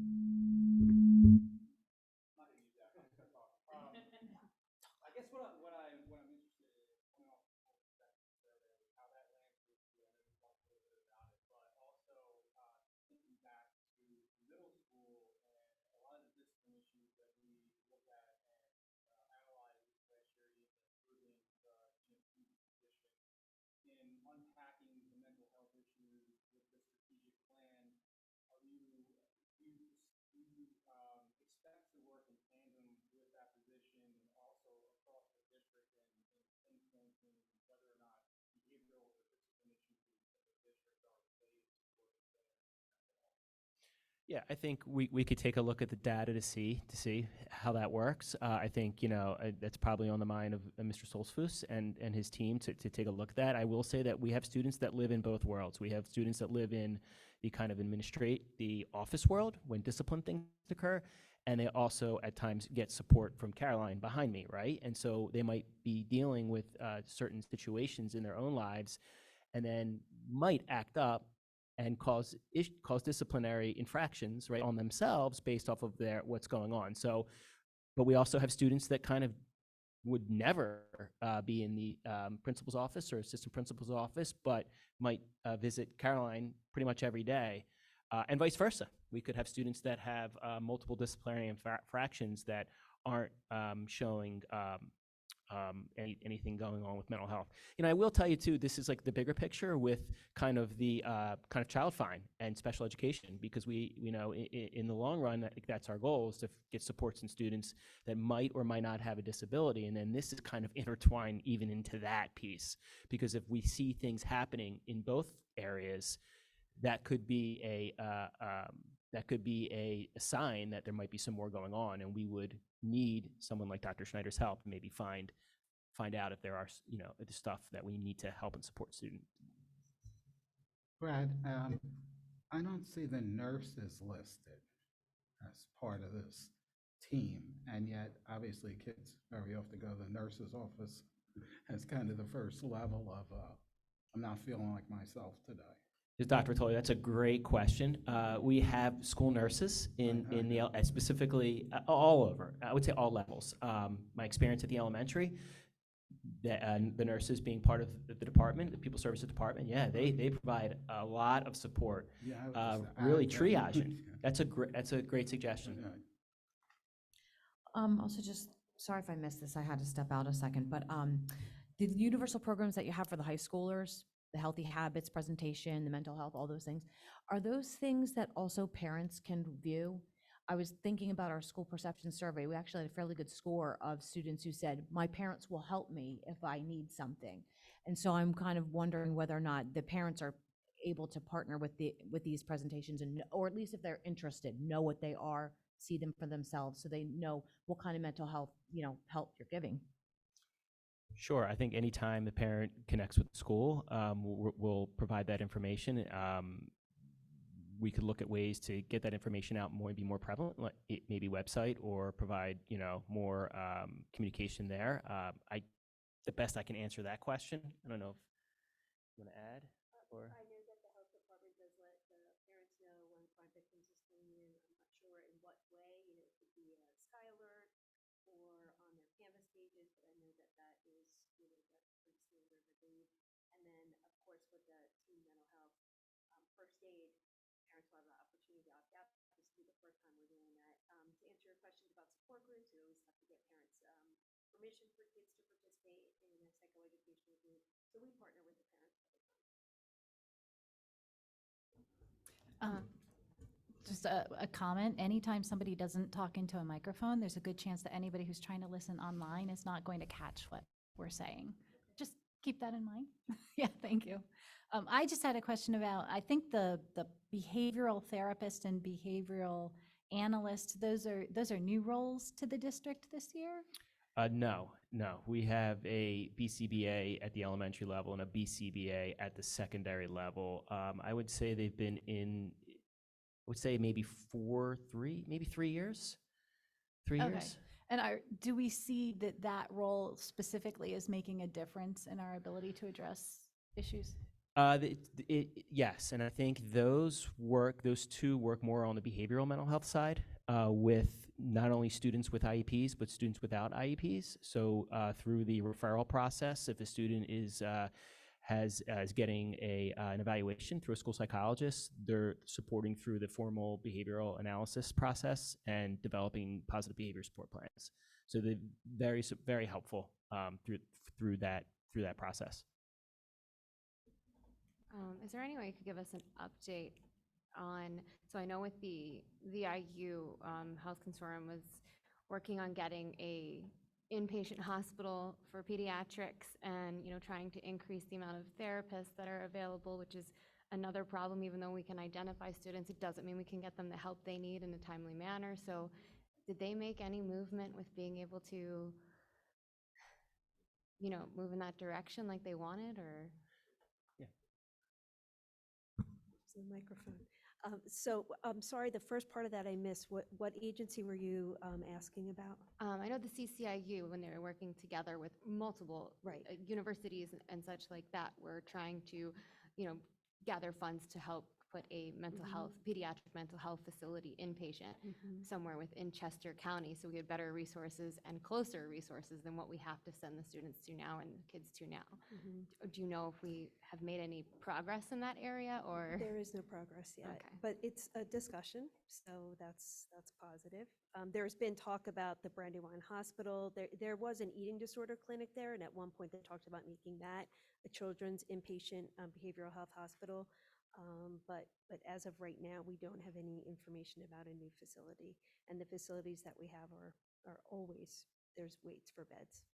Yeah, it's a crisis. There's a shortage of supports in the community. I did actually hear from the county commissioners that they are planning on a mobile unit approach. I guess that the county would be funding, so that it wouldn't have to be resident in a specific place, but it would be a mobile unit that could go to any part of the county.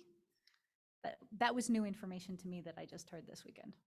Valley Creek Crisis, which is the Chester County crisis provider, they do provide mobile. So I don't know if that's in addition to, or that may be the program that's in existence. Yeah. They began like in January, I think, so. Okay, so it's an addition. Yeah. All right. One last question, I promise. What would be an appropriate time for the board to expect an update on either the rollout of the plan or some sort of initial result? What do you think would be appropriate? I would say maybe February. We should have kind of winter data back by January at both levels. Then we'll have maybe 3-4 months into year 2. So I would say then February, if we can, and not only the data results, but also information on the actual the rollout of the plan itself, the actual work, not just results. Sure. Any Okay. other questions? Thank you very much. Okay. Going to turn to page 2 of the agenda. Okay. We are going to go update on the 2022-2023 district goals. Dr. Sure, Stickle. and we'll try and move through this a little quicker this evening. I will tell you, we started out first with a 30-page PowerPoint, and when I talked with my team, that was not acceptable. So we are down to, I think, 10 to 12. But to be candid, what I want to do is just really do a snapshot as to how we did on the goals for the 2022-23 school year. I know we've had board members ask before if we could put some colors into it. Green being we made a goal, red that we didn't make it, and I think it's an orange color that we're progressing. So that's what we're going to do tonight, is just share, the outcome. I know as board members, you received a comprehensive analysis of our goals at the end of the year, but for the public presentation, we really wanted to keep it high level as to what we were able to accomplish and things that we weren't able to accomplish. And we'll be working on our 2023-24 goals in the next month or so, and we'll be presenting them to the board in September. So with that said, we'll get into our presentation.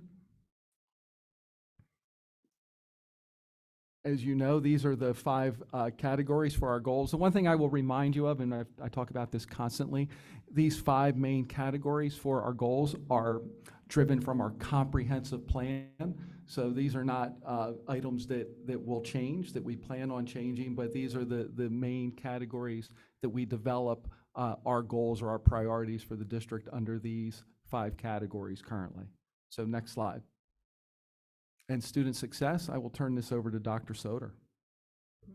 So we had 2 main categories for the student success goals. These had to do with growth and achievement, as well as opportunities that students have for additional programming and really among their academic subjects. And then can move right on, thanks. And so as Dr. Stout suggested, those areas that you see in green are places where we met the goal. Orange are places that are still in progress. And I think Mr. Bentman is going to get us started on the results. So we wanted to increase our access to TCHS. We've had some opportunities. I know they came and spoke to the board early, I think in the fall of the school year. We always want opportunities for our students, whether they're increased academic opportunities, whether opportunities in the field or other types of programs.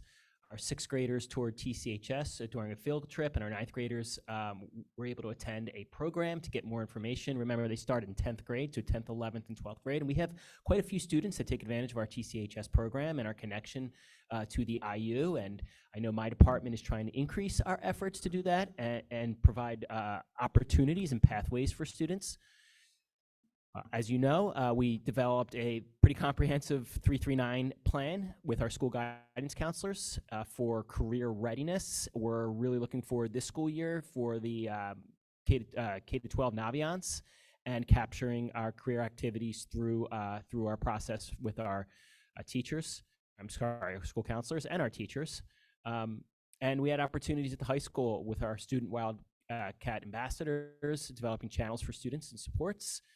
So they can look towards accomplishing their post-secondary goals if they're aware, if they're not aware. And this is also an opportunity for them to kind of gain different aspects of what opportunities they have so they can maybe narrow it down and make somewhat of a decision moving forward. So specifically for the student achievement data, our goal involved mathematics, language arts, and science in multiple grade levels, and it included both student achievement, making their a benchmark score at 3 different times during the year, as well as growth from the fall to the spring. So we do have this colored in orange. We met the goal completely for all of our levels for science in growth and achievement. We met the goal for language arts for 5 out of our 6 of our benchmarks for that. We did not meet the goal in mathematics, and we can see that we were further ahead in growth than in achievement in all 3 of the areas. And Brad, did you want to do that last one? So going back to the pathways, and we kind of talked about this already, or I talked about this, but just advanced coursework opportunities as well. So kind of both avenues for students, whether what they might be interested in. So we've had and continue to have conversations with the high school administration and providing opportunities. We do. If you ever compared us to any of the local school districts, our students have quite a few opportunities for not only classes, but different avenues. All right, so that's me again. So we have our student well-being goals. Creating an environment where students really feel welcomed and supported, both social and emotional. And that was the focus for the student well-being goals for this school year. So our first 3 goals were based off of school perceptions, in which we just heard from the school perceptions. We just got information in detail. So as you can see, for the first goal, and once again, a data point from school perceptions. So students that report they have a big problem in school, there's an adult to talk to. This is probably a top 3 goal for each of the principals in the buildings. We want to make sure that our students are connected to at least one adult in the building that they can talk to. Connected to anything, whether it's academics, whether it's social, whether it's emotional, or whether it's, they're having they're having conflict with friends. So we want to make sure that they feel comfortable to at least one adult. And I'll tell you what, many of our students feel comfortable with more, obviously talking to more than one adult. So we saw a difference of 0.30% for this goal. So we went from a 3.91 to a 3.92. So although we didn't meet our goal, we saw an increase, a slight increase. The next two goals, we did not meet our mark. Priority 2, this is just students 4th through 12th, report most kids at school follow the rules. So we went from a 3.30 to a 3.13, a difference of minus 5.20%. The other one would be if report if they were bullied, they would feel comfortable talking to someone about it. So we went from 3.79 to 3.78. So essentially we literally probably just stayed the same. We went down actually minus 0.030%. So no growth on that, pretty stagnant. We had 29 total bully safe to say reports. So in 23-22, we had 29, 22-21, we had 35. We had a couple COVID years, 21-20 at 11, and January of 19 to August of 19, 29. So we're monitoring those safe to say, and students are using safe to say. We also have other ways for students to report bullying as well. And something new this year that I did, that the team did, I was able to track about 50 students in grades 1 through 12 who are accessing school mental health interventions. So basically what I did was I kind of created almost like a group. I created a group, so I used quantitative data, and I randomly picked about 50 to 60 students across the school district, students with IEPs who are getting mental health support within their IEPs. I might have had a few students that might not have an IEP. And so I tracked their mental health goal. So 81% of students, so any student that has a mental health goal in their IEP are progress monitored, just like academics. Track that goal, and 81% of our students showed growth or significant growth at the elementary, and 94% at the secondary level showed increased growth or significant growth. 5 students reached their goal. 2 students were exited.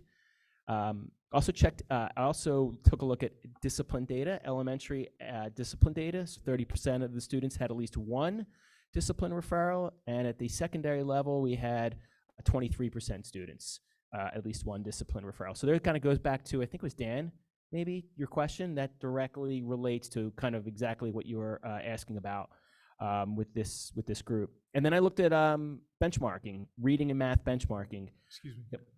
So you're looking at just a subset of the student population, not the entire student population? Correct. And with this data? Yes. Why wouldn't you look at the entire student population? I just wanted to take a sample. This is the first time I've done it, so I didn't. It was a manageable number to take a look at. Yeah. Right. Yeah. Reading, and we saw about 60% growth in reading on their benchmark, and about 82% in math at the elementary level, and about 71 at reading and 73 at math. And so, moving on, just want to make sure the attendance goal.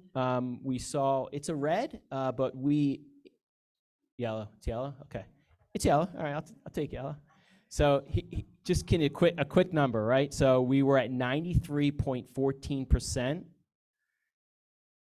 We went to 94.46%. So there was an increase, but we missed our goal by about 1.5% attendance. So that's why it's yellow. So we increased, but we missed our goal.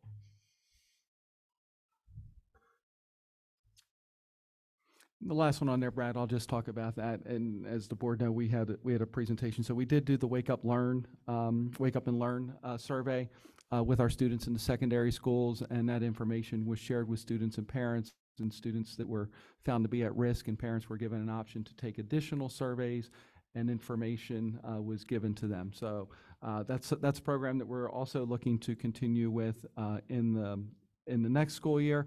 And we did get a preliminary report on Wake Up and Learn, and that's something that I could talk to you about in the future, so we could take a look at some of the data that we had on that.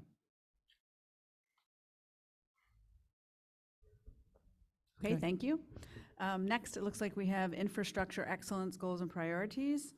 One of the goals was develop a 10-year capital plan prioritizing community input that we received during the 2019 feasibility study, also informed by the enrollment projections that we do annually, so it would be updated.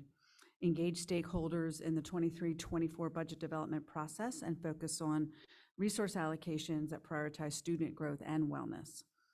And the last one was to diversify staff to create a more inclusive and diverse learning environment. So the results of those, I'll start with the infrastructure. So obviously, part of our plan, this year we awarded bids for the high school library project in LGI. We are hoping to have substantial completion on the 18th. The security improvements and stadium Wi-Fi upgrade bids were awarded. A substantial completion is in sight. The cameras are installed. The Wi-Fi will be installed before school starts. We completed a transportation and traffic study in December, which informed both the delayed start work and the master facilities planning. For the 10-year plan, we hosted multiple public meetings and workshops between the spring and the summer. We have more scheduled for this fall, as well as some public updates. And this will be a multi-year goal. There will be various stages to this. Regarding the budget goals, the school board opted out of the 23-24 Act 1 budget process. We held a total of 9 public meetings throughout the winter and the spring, and we approved a minimal tax increase of 1.75% when PDE published an inflationary index, which they call the Act 1 index, of 4.1% for this coming school year. And then I'm going to turn it over to Kristen Haggerty to update on the recruitment efforts.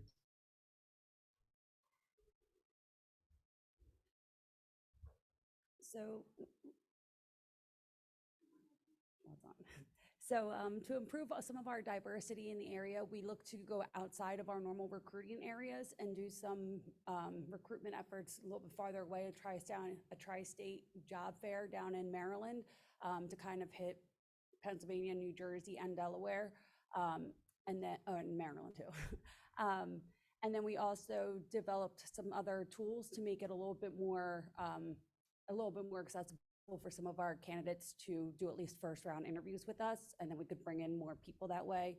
And then we also participate in the countywide recruitment campaign with the Chester County IU to help attract more candidates for our support positions as well.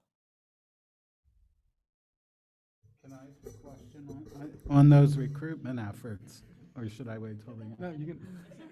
Well, did we attract any candidates from outside the area? Yeah, so after we implemented the new frontline applicant tracking system, we can actually better analyze where a lot of our people are applying from, and we did get quite a few candidates from the Chester County recruiting campaign. I will say any job fair nowadays for teachers are very, very sadly attended. A lot of times now there's a lot more school districts represented than the actual candidates coming through.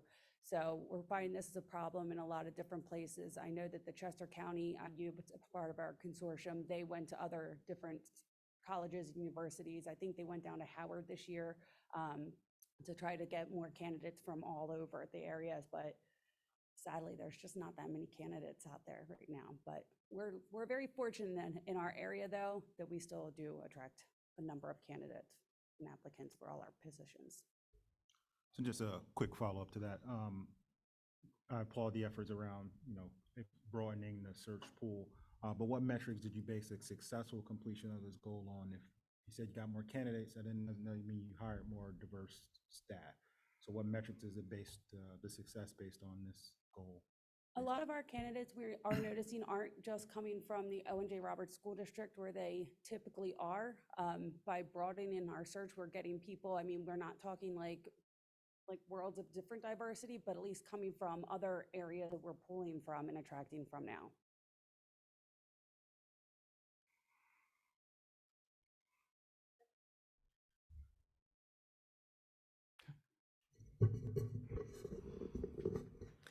We had a number of professional development goals this year, including both academic things as well as programs related to student well-being. You can go to the next slide. So these included really two big areas that the Pupil Services and Curriculum Department worked on together for Universal Design Learning. We had a large team of teachers really advance through that professional development throughout the entire year. We also had teams of teachers learn about using the new data warehouse system that we have for Linkit, and that of course was used for the assessments that we gave to the students 3 times throughout the year, and data teams who looked at that resort and informed student instruction. I want to say we had professional development related to our curriculum revision for language arts, for health and physical education, and for part 1 of the new science standards. You're going to be having part 2 in the coming year. And for the next generation science standards and our course development for our new STEAM course at the elementary level. And Mr. Bentman, if you want to talk about the mental health concern, although you really did that in detail already. So quite a lot going on for. I have a couple questions. So the UDL directly addresses some of the biggest areas of concern around from the student perception survey. The issues around, I'm engaged in my coursework, I feel my coursework is relevant to my life, all of those. So I'm wondering how you're going to measure. So hopefully those results will improve as teachers implement UDL. And I'm wondering how you're going to measure that. Is it going to be through classroom observations or further survey? Great question. So I'm not sure that UDL is really going to speak to all of the areas that we discussed in the school perceptions study. So when I'm thinking about sort of the parts that perhaps need more attention, I'm not sure that Universal Design Learning will do that. The bigger purpose for that is to really broaden the lesson planning that the teachers do so that they are reaching those students who have a wide variety of academic needs. So I'm not sure that one is going to necessarily touch on all that's encompassed from that survey related to student well-being. But to answer your question about how this is going to really ultimately be measured. So year 1 of that was a large team of teachers at the elementary, at the middle, and at the high school level for learning about that sort of advanced planning for diversity in your classroom.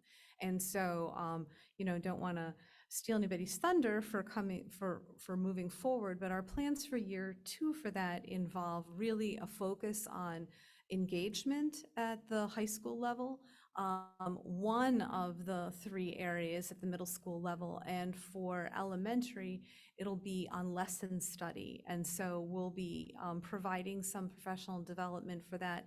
And we've already done learning walks at the elementary level. So these are things that ultimately would be in classroom observation and in that planning part that where I think that where we would be seeing the work of that. So again, that our year 2 is really looking at this at the faculty level. Year 1 that we just completed was that first round of professional development for our team.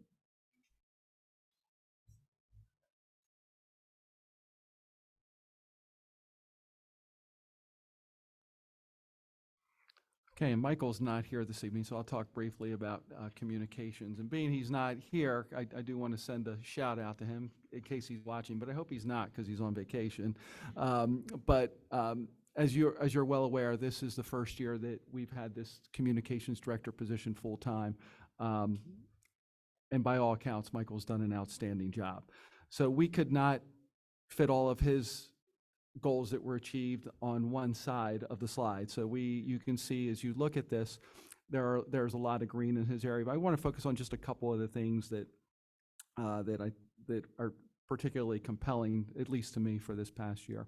So as you know, for a long time we had an issue with our logo in the district and what was how you could access it, what were the rules for using it, so on and so forth. Michael engaged with the CCIU and put together a really nice program. So now we have district-approved logos, and he has the whole spec sheet and all the information. So any clubs or organizations or sports programs that want access to the logo will know how to do that. So that was a big accomplishment. As far as community outreach, we had the 4 town hall meetings this year that were well attended, and we're able to just engage with our community. And we plan to continue that again next year as well. We had the special education listening sessions that were new. We spent a lot of time in the fall, as all of you are aware, on the school start time and engaging our community. Community forums. Also, we had called a comprehensive steering team that was helping us with that process along the way. Our social media ranked at or near the top in Chester County. I believe only Downingtown, which, as you know, is significantly larger than us, had more traffic on their social media platform. So we've done a really nice job of increasing that. And Michael does have the numbers. I know at the mid-year he shared those with you. He did not give them to me tonight, but we've really increased our presence on social media and revamped our website as well. One of the things here that we do have in Orange that we need to work on, renewed focus on the district calendar, and that's something that we're still working on with the different buildings to try and prioritize what gets on that district calendar, because we're always looking for feedback, and I'm one that goes into the district calendar, and sometimes I'm confused, and quite frankly, I'm the superintendent. So I know parents are confused at times as well. So we've been working with the building principals and the secretaries in those schools to have a uniform process for what gets on the district calendar. So that is a place where folks can go and find the information for events that are going on. So that is an area that's still in progress.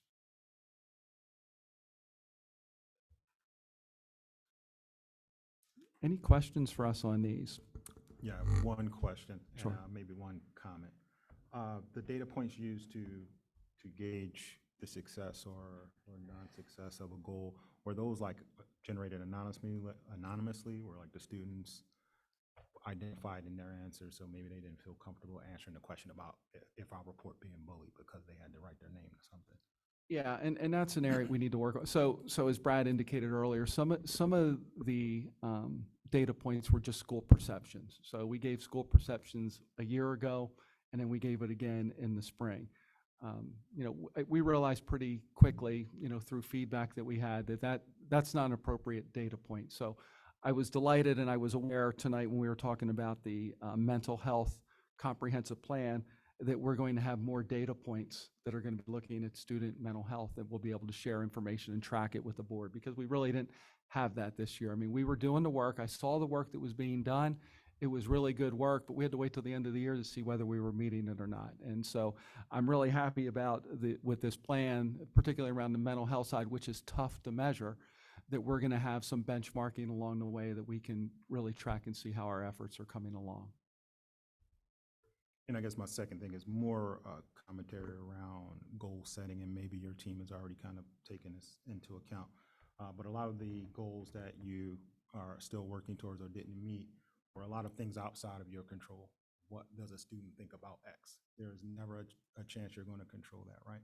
So maybe just as a goal setting principle, try to change it a little bit to something you can control and measure, just so we can get a little bit more accurate of a reading on if we're hitting a goal or not. That will be a major objective for us this year in our goal setting. So we are going to be engaging in a workshop with the board and bringing in a facilitator to just look at that. What are the important goals for the district? How are they aligned with our comprehensive plan? And what can we measure and what can't we measure, and being very clear about that and how we're going to measure it. So I'm excited about that work to do. And I think I was very pleased with the work we did on our goals this year, but I think some of them, we did not define them well and how we're going to measure them, and that's something we're going to do better next time around. And I just have a comment on the communication. It has been fantastic to watch how our ability to improve our communications has blossomed with having a full-time resource dedicated to it. That's just been great to watch. And so the big challenge now is, like you got all that boost from the first year of having a full-time person. What's he going to follow up with next year? Maybe that's why he took vacation this week.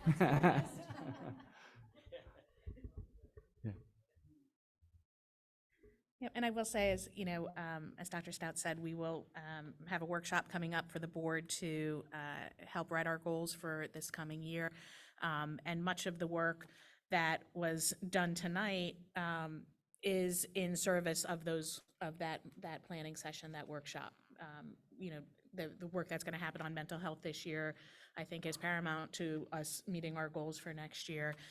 Understanding the data that came from school perceptions will help us to inform where some of our eyes need to focus on and what is the best way for us to move forward this year.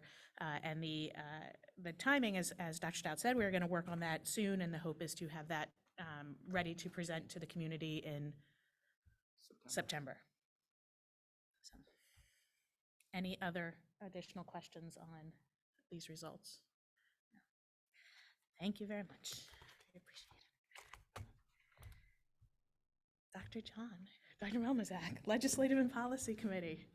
Do I need to bang a gavel, get you up? Once again, I'm put here where everybody's tired. You're welcome. All right, we have only a few things on the agenda tonight.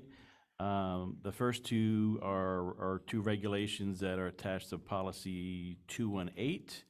And these, as per our discussion already, involves the school discipline code. Regulation 218A is a merging of the previous middle school and the high school discipline codes. And then Regulation 218B is a new regulation that's attached to policy, and this is in regards to the elementary school discipline code. Any comments from Mr. Benton?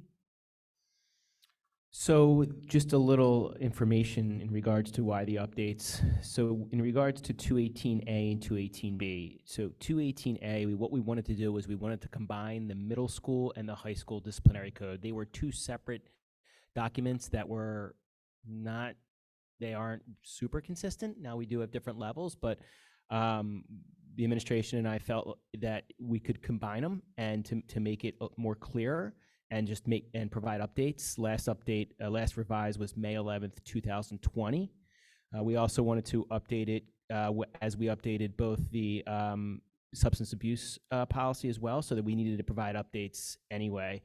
The elementary code didn't exist. Now, it did exist in the handbooks. So there is a very nice Google Sites page that the principals at the elementary schools manage and update, which also has policy connections to it, but it was just living there. So we felt that administration thought that it would be important to add a regulation to policy 218. So what the elementary principals did was they took a look at that document and made some minor tweaks. And then what we did was we created a policy regulation for the elementary side of things. Just a little bit about suspensions in general, because it is there's some language about suspensions throughout the policy. We really wanted to look at we always want to look at best practices and best practices in regards to students and providing what they need, right? So we're always taking a look at it and seeing where we can find different ways to provide support when a student breaks the rules. Restorative meetings are a very good best practice when students are involved in, let's say, an altercation between two students, or they are made a choice that they shouldn't have made, just singleton involving themselves. Parent communication is very important to the administration as well, making sure not only they have meetings when something happens, but also the re-entry meeting. So when a student goes back into school after an out-of-school suspension, that is very important. That's part of the restorative practice as well. Providing positive behavior supports, positive reinforcement. Obviously, when it comes to the substance abuse policy, drug assessments, alcohol assessments, and behavioral health assessments. And just in general, supports for students. Community service is also something that some of the principals use at times. It's hard to manage with different personnel, but when they can, we really try to provide that as well, and the parents well aware of what their child is doing. And then I think the biggest thing is, and we talked about UDL today, we talked about mental health supports today, we talking about suspensions, really this MTSS K-12 model, that's going to be one of our, I don't want to put the cart before the horse or steal anybody's thunder, but that's really the big goal for next year, is MTSS supports K-12. In regard to suspensions, our numbers are, they're not high. A lot of our suspensions are based off of like level 2, level 3 stuff. Substance abuse, conduct disorders, fighting, those sort of things, insubordination, and multiple offenses. So when we're using suspensions, we don't use them haphazardly. We're very purposeful when a child is suspended, and we make sure that not only do we put supports in place before and after, but we try to do our best to continue schooling when we can, specifically for an in-school suspension. So any questions about policy 218A or B? I just have a question regarding, I was just looking at all these at once, so I can't pinpoint it exactly, but there are examples of discipline as like removing privileges or something like that. And I'm wondering if any policy is specific on that. For an example, instead of an in-school suspension, if a student is removed from, say, a sports team, or is, for an infraction of behavior, not necessarily like, something to do with that sport, or student is not allowed to attend club meetings if they are fighting, or not allowed to attend the prom, do we use those sort of deterrents of removing privileges before we would go to a suspension or something that might not really serve the student that well if they're struggling academically? It's a great question, and loss of privilege is a very good research-based model to use when applicable, and yes, we do at times based off of the incident. Do we use it all the time, every situation? No, we don't. It is in the elementary policy, and it's something that a lot of our teachers rely on in regards to practices when students are making poor choices. A simple one is a student who can't handle scissors in kindergarten, right? So we take scissors away for, let's say, one day and then bring them back. So we've got to use that responsibly, but there are times where a principal would take away an activity, maybe a dance in lieu of suspension, maybe try to avoid any academic kind of situation based off of that. And it's hard because we want to make sure we do our best to provide what we can, but yes, that is at times happening. Yeah, I'm just, with all the discipline issues that we are kind of incurring, I do wonder whether or not having that to be more in writing, so maybe perhaps, so students have that in their mind. If I, behave this certain way, these are the big things I would like to do that I will no longer be able to do. Just might be something for us to consider moving forward. Maybe not necessarily needed in this policy, but just in some sort of procedural way. Well, and I think, I'm sorry. yeah, going ahead with, the changes that we have here, even if we go ahead, it will still be useful to have the feedback from teachers and administrators on, is this supportive of a more uniform approach to discipline, since that seemed to be indicated in the scores that we just saw from student perceptions, that at least there is a little bit of a feeling within staff that there could be some stronger uniformity in how we apply things. So I think the school board wants to be supportive of that. To clarify, Brad, I was going to ask, but if a student is suspended, they're suspended from participation in all school extracurricular sports as well. How about in school? If a child's suspended, gets an in-school suspension, could they go to football practice that same day? I would assume not, right? I mean, they receive the suspension. Well, I'm going to answer that based off of my years as being a high school principal, and the answer is with an in-school suspension, no, you can't do extracurriculars. But I haven't checked with our high school principal here, but I would imagine it's the same here because it's the same everywhere. In-school suspension is just not having kids at home. They're still, they're in here, they're suspended, but they lose their privileges for extracurricular events, yes. Okay. For the During time the of the suspension, suspension, correct, right. yes, during the time of the suspension, Yeah. yes. Yep. do we have data either from our, how long we've been a school district? 100 years? 80 years of being a school district ourselves, or, within the literature, that the, detention, suspension, expulsion system actually works? Or is this a discipline strategy that we are using because we've been using it in America for 100 years or 200 years? Like, is there data that supports these consequences? Well, I think that's a good question, David, and I would say I don't know that question. I mean, what I do know, and Brad mentioned a little bit earlier about the restorative practices movement, and which I believe in wholeheartedly, and I've shared it with the board before, the one thing that's very important with restorative practices is that there still needs to be consequences. So a student misbehaves, they know that there are consequences, and these are the consequences, whether it be an in-school suspension. I mean, out-of-school suspension is really reserved for the most severe disciplinary offenses or people that are ongoing disciplinary offenses. We typically don't start with that unless it's something that's very severe. But I believe wholeheartedly that when there are infractions, there needs to be consequences, whatever they look like, and then the restorative part comes in. But I think it's always important to take a look at what our consequences are. I would agree. I mean, detentions, suspensions have been in practice for probably 80 years. I don't know how effective or not effective they are. I do believe in that restorative piece, but I do think there needs to be consequences, and that's what we currently have. Yeah, I mean, I'm not arguing that there shouldn't be consequences. I'm just, I'm curious if there are other consequences or other systems of discipline that we should be looking at.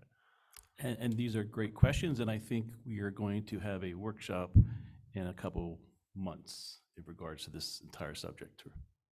Yeah, so the LMP committee talked and going to prepare something to take a look at maybe best practices and other options that are available, and really kind of dig a little deeper, maybe a little bit into the data, and also options that school principals use. Yeah, we are, one other thing coming soon as well is we're going to be, so real quick, I'll say that we use kind of a data warehouse called Swiss, part of our PBIS initiatives, and so we're going to be able to capture the data and it'll be easier to capture on the administrative side through the most of the buildings this year. I know that secondary is going to pilot a new option in the spring, so I don't want to let the cat out of the bag, but this is one thing we're going to be taking a look at and putting some of our efforts into. Not to put anybody on the spot, but are there any teachers in the audience whose first day is here as an REA president who would like to comment upon anything?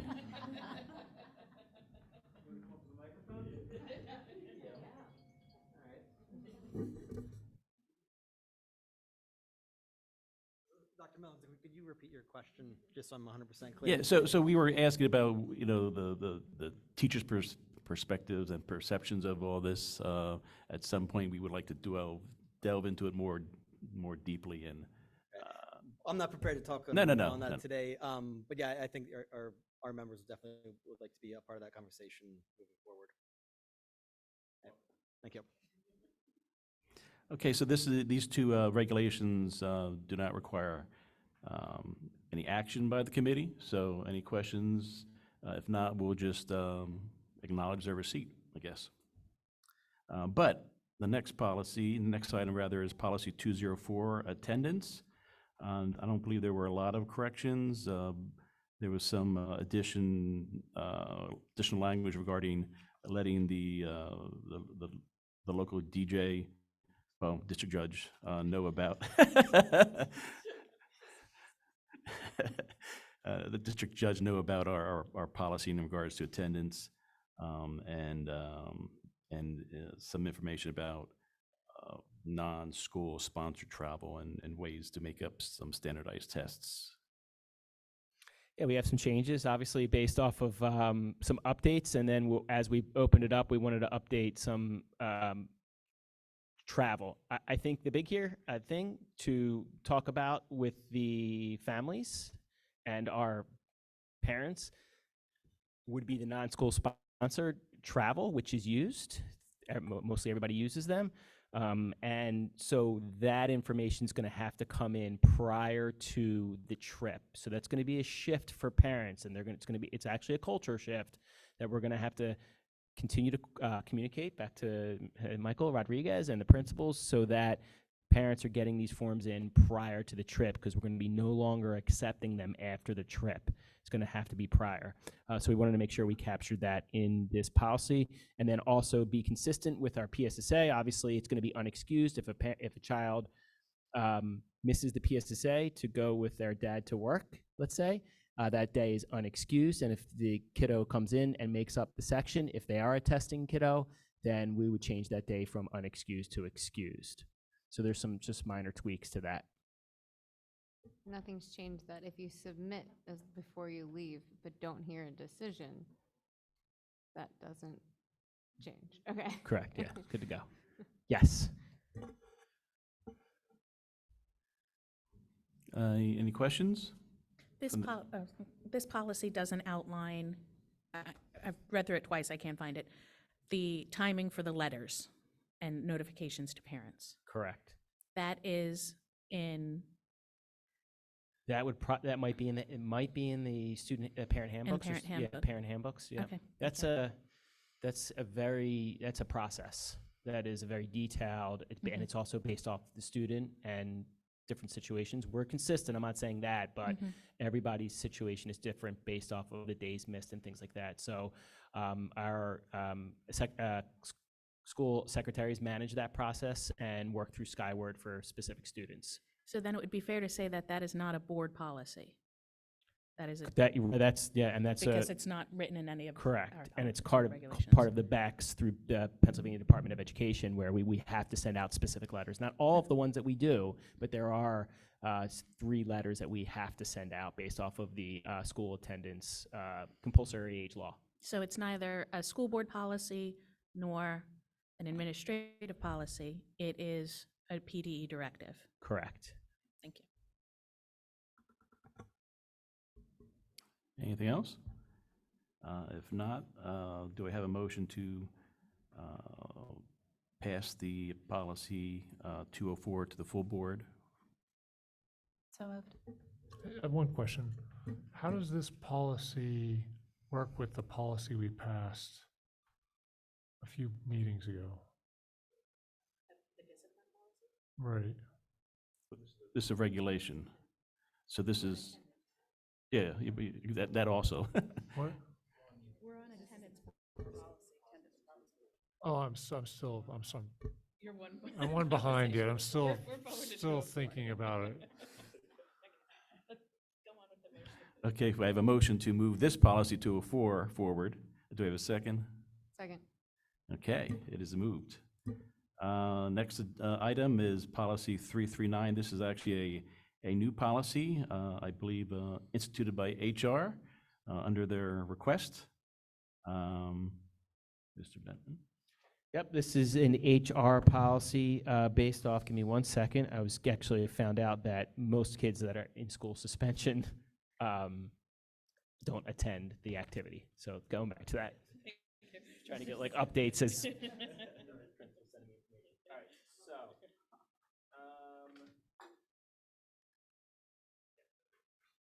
All right, so we are on uncompensated leave, right, 339. So it's a new policy. It gives, it's something we put into place and actually goes to 339. So it lives in one area now instead of multiple areas, which we were doing. So not much to say on my end with this policy. Any questions? It's pretty straightforward.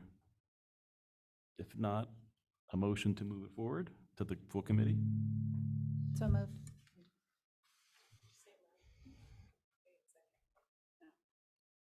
I'm getting a link just so I can motion second. Keep it in front of you in case you got to do that again. Okay, the next 3 items can kind of be grouped together. These all are related to family and medical leaves. There currently are 3 policies, and now we're going to consolidate them into one policy. So policy 435 and 535 will go away, and all the policies will be in 335. I think this was requested by the PSBA. This actually gives HR and the employee more flexibility with FMLA. So it was based off of a 12 weeks, and so this now we're looking at days. So we're still following the law, but it gives us a little more flexibility with work with our employees to take care of them. And instead of all that criteria there, that's being cut out because we're just going to refer to the law because it was all legal Yes. anyway. Okay. Questions from the committee first? The full board? I think the major thing was that previously, when you were on leave, you had to use all your personal days and time off. You would be compensated for the time that maybe you can explain it better. Sure, happy to. In the past, and we still do have this, when you're on FMLA, you're required to use your leave, your earned leave, sick leave, personal leave, vacation, concurrently with your leave of absence. And there weren't any number of days in the bank left, for example, when you say you needed to use all of your leave and all of your days. We're allowing them to leave 3 days in the bank now district-wide in case, for example, I'll just use this as an example. If someone is off on a child-rearing leave or an FMLA leave to have a child, they may need to use all of the leave that they have banked, but this allows them to save 3 personal days. Does that make sense? Okay. In order to use it for, let's just say an example, a doctor appointment or something that might happen during the rest of the year, and it would still be a compensated absence instead of uncompensated. It's different for every agreement. So for example, in the REA agreement, they can carry over up to 5. So there is a cap on that. Sick is unlimited, but with personal days, there is a cap.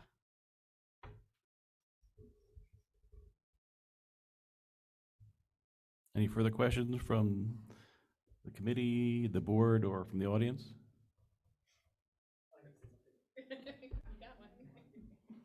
2 times in one night.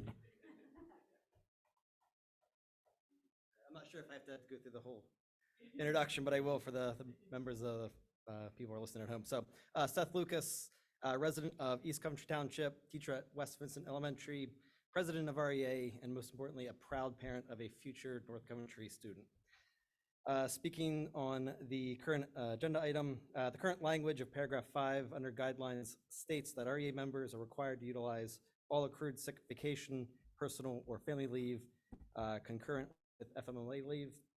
We would ask the board to revise this language to allow members the choice to reserve these days to use upon their return up to the number they have contractually banked. The reason behind this request is simple. Majority of our members who take FMLA leave are mothers of newborns. As most working parents know, once we return to our classrooms and our children are in daycare, the number of sicknesses that are associated with daycare also increases. Small adjustment to policy will allow our members to be more proactive in balancing family and professional responsibilities at minimum cost to the district. We thank you for your consideration in this.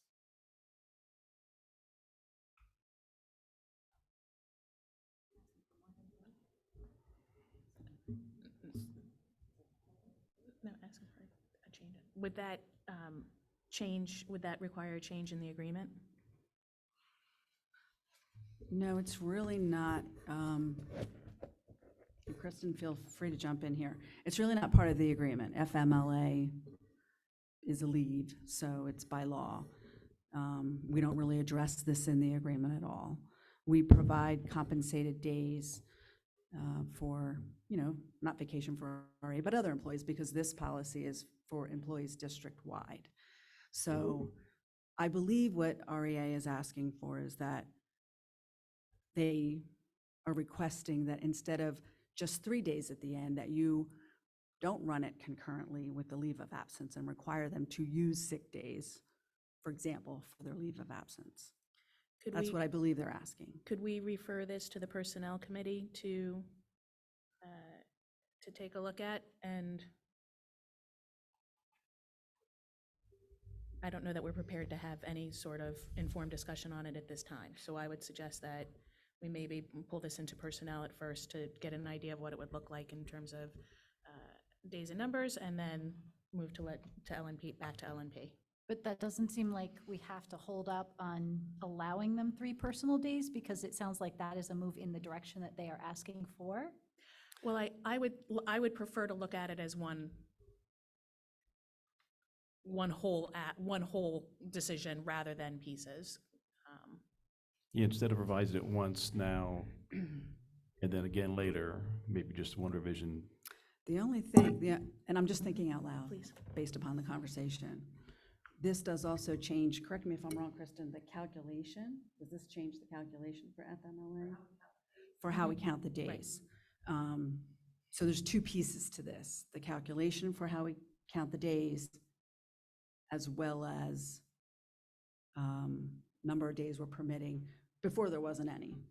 We're increasing it to 3 for all employees district-wide. So there's 2 pieces. I just want to be clear that will be under the old FMLA calculation out the gate, and then switch to a new one. Yeah, and if we're- there's any language in the contracts or agreements that. No, we shouldn't- no. Okay, that's good. That makes it easier. Is that, I mean, how much of a burden is that to not take place? The burden, well, the burden is in the calculation. It's a very complicated calculation right now. It's the way it's calculated. So, but I mean, we'll do whatever the pleasure of the board is. I just want to make sure you're aware there's 2 pieces. Could we pass this now? Because I feel like this would be very beneficial. Well, we're not regardless. passing anything today. The only thing that would be happening would be moving Well, on to a first reading. move it on to a first reading today. Right. So the only delay would be not moving, well, I mean, we could move this on and amend the language at a first reading situation, but either way, I feel this needs to go to personnel to see what a change would actually look like. Oh, I don't disagree. I'm saying being able to move this forward and then, possibly pass this in a sooner amount of time, and then coming back and even revising it if we do move it all the way through. I think that the way it's currently written is already more beneficial than what we currently have. So if we want to make a change, if we can do it along the way, great. If we have to come back and bring this to the table again and revise it again. I struggle with such a significant change to the plan happening in a revision process when we are aware of it prior.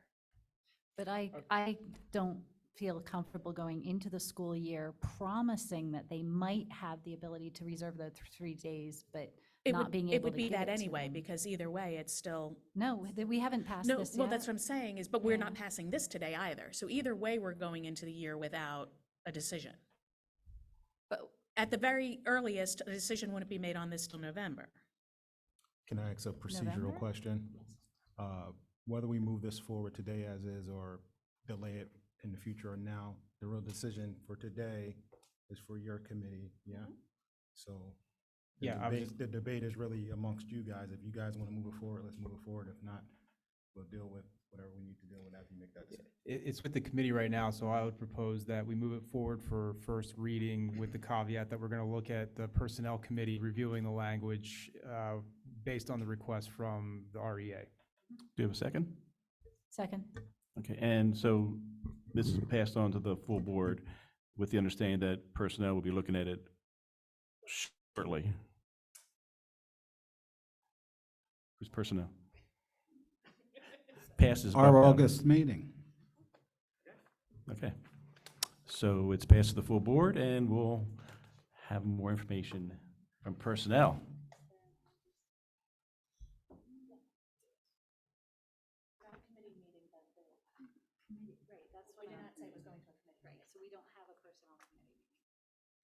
No, there is no personnel committee meeting scheduled for August. I'm sorry, committee chair, is there a personnel meeting? I don't have one on my Yeah, schedule. but we are going to talk in August. Okay, thank you. Okay, well, thank you. Like that will good? be it then. Okay. We are going to adjourn this meeting. I remind the board that we are not yet done this evening. We are moving into a workshop. So we will adjourn the meeting, and the board will re-adjourn in this room in 5 minutes. Thank you very much.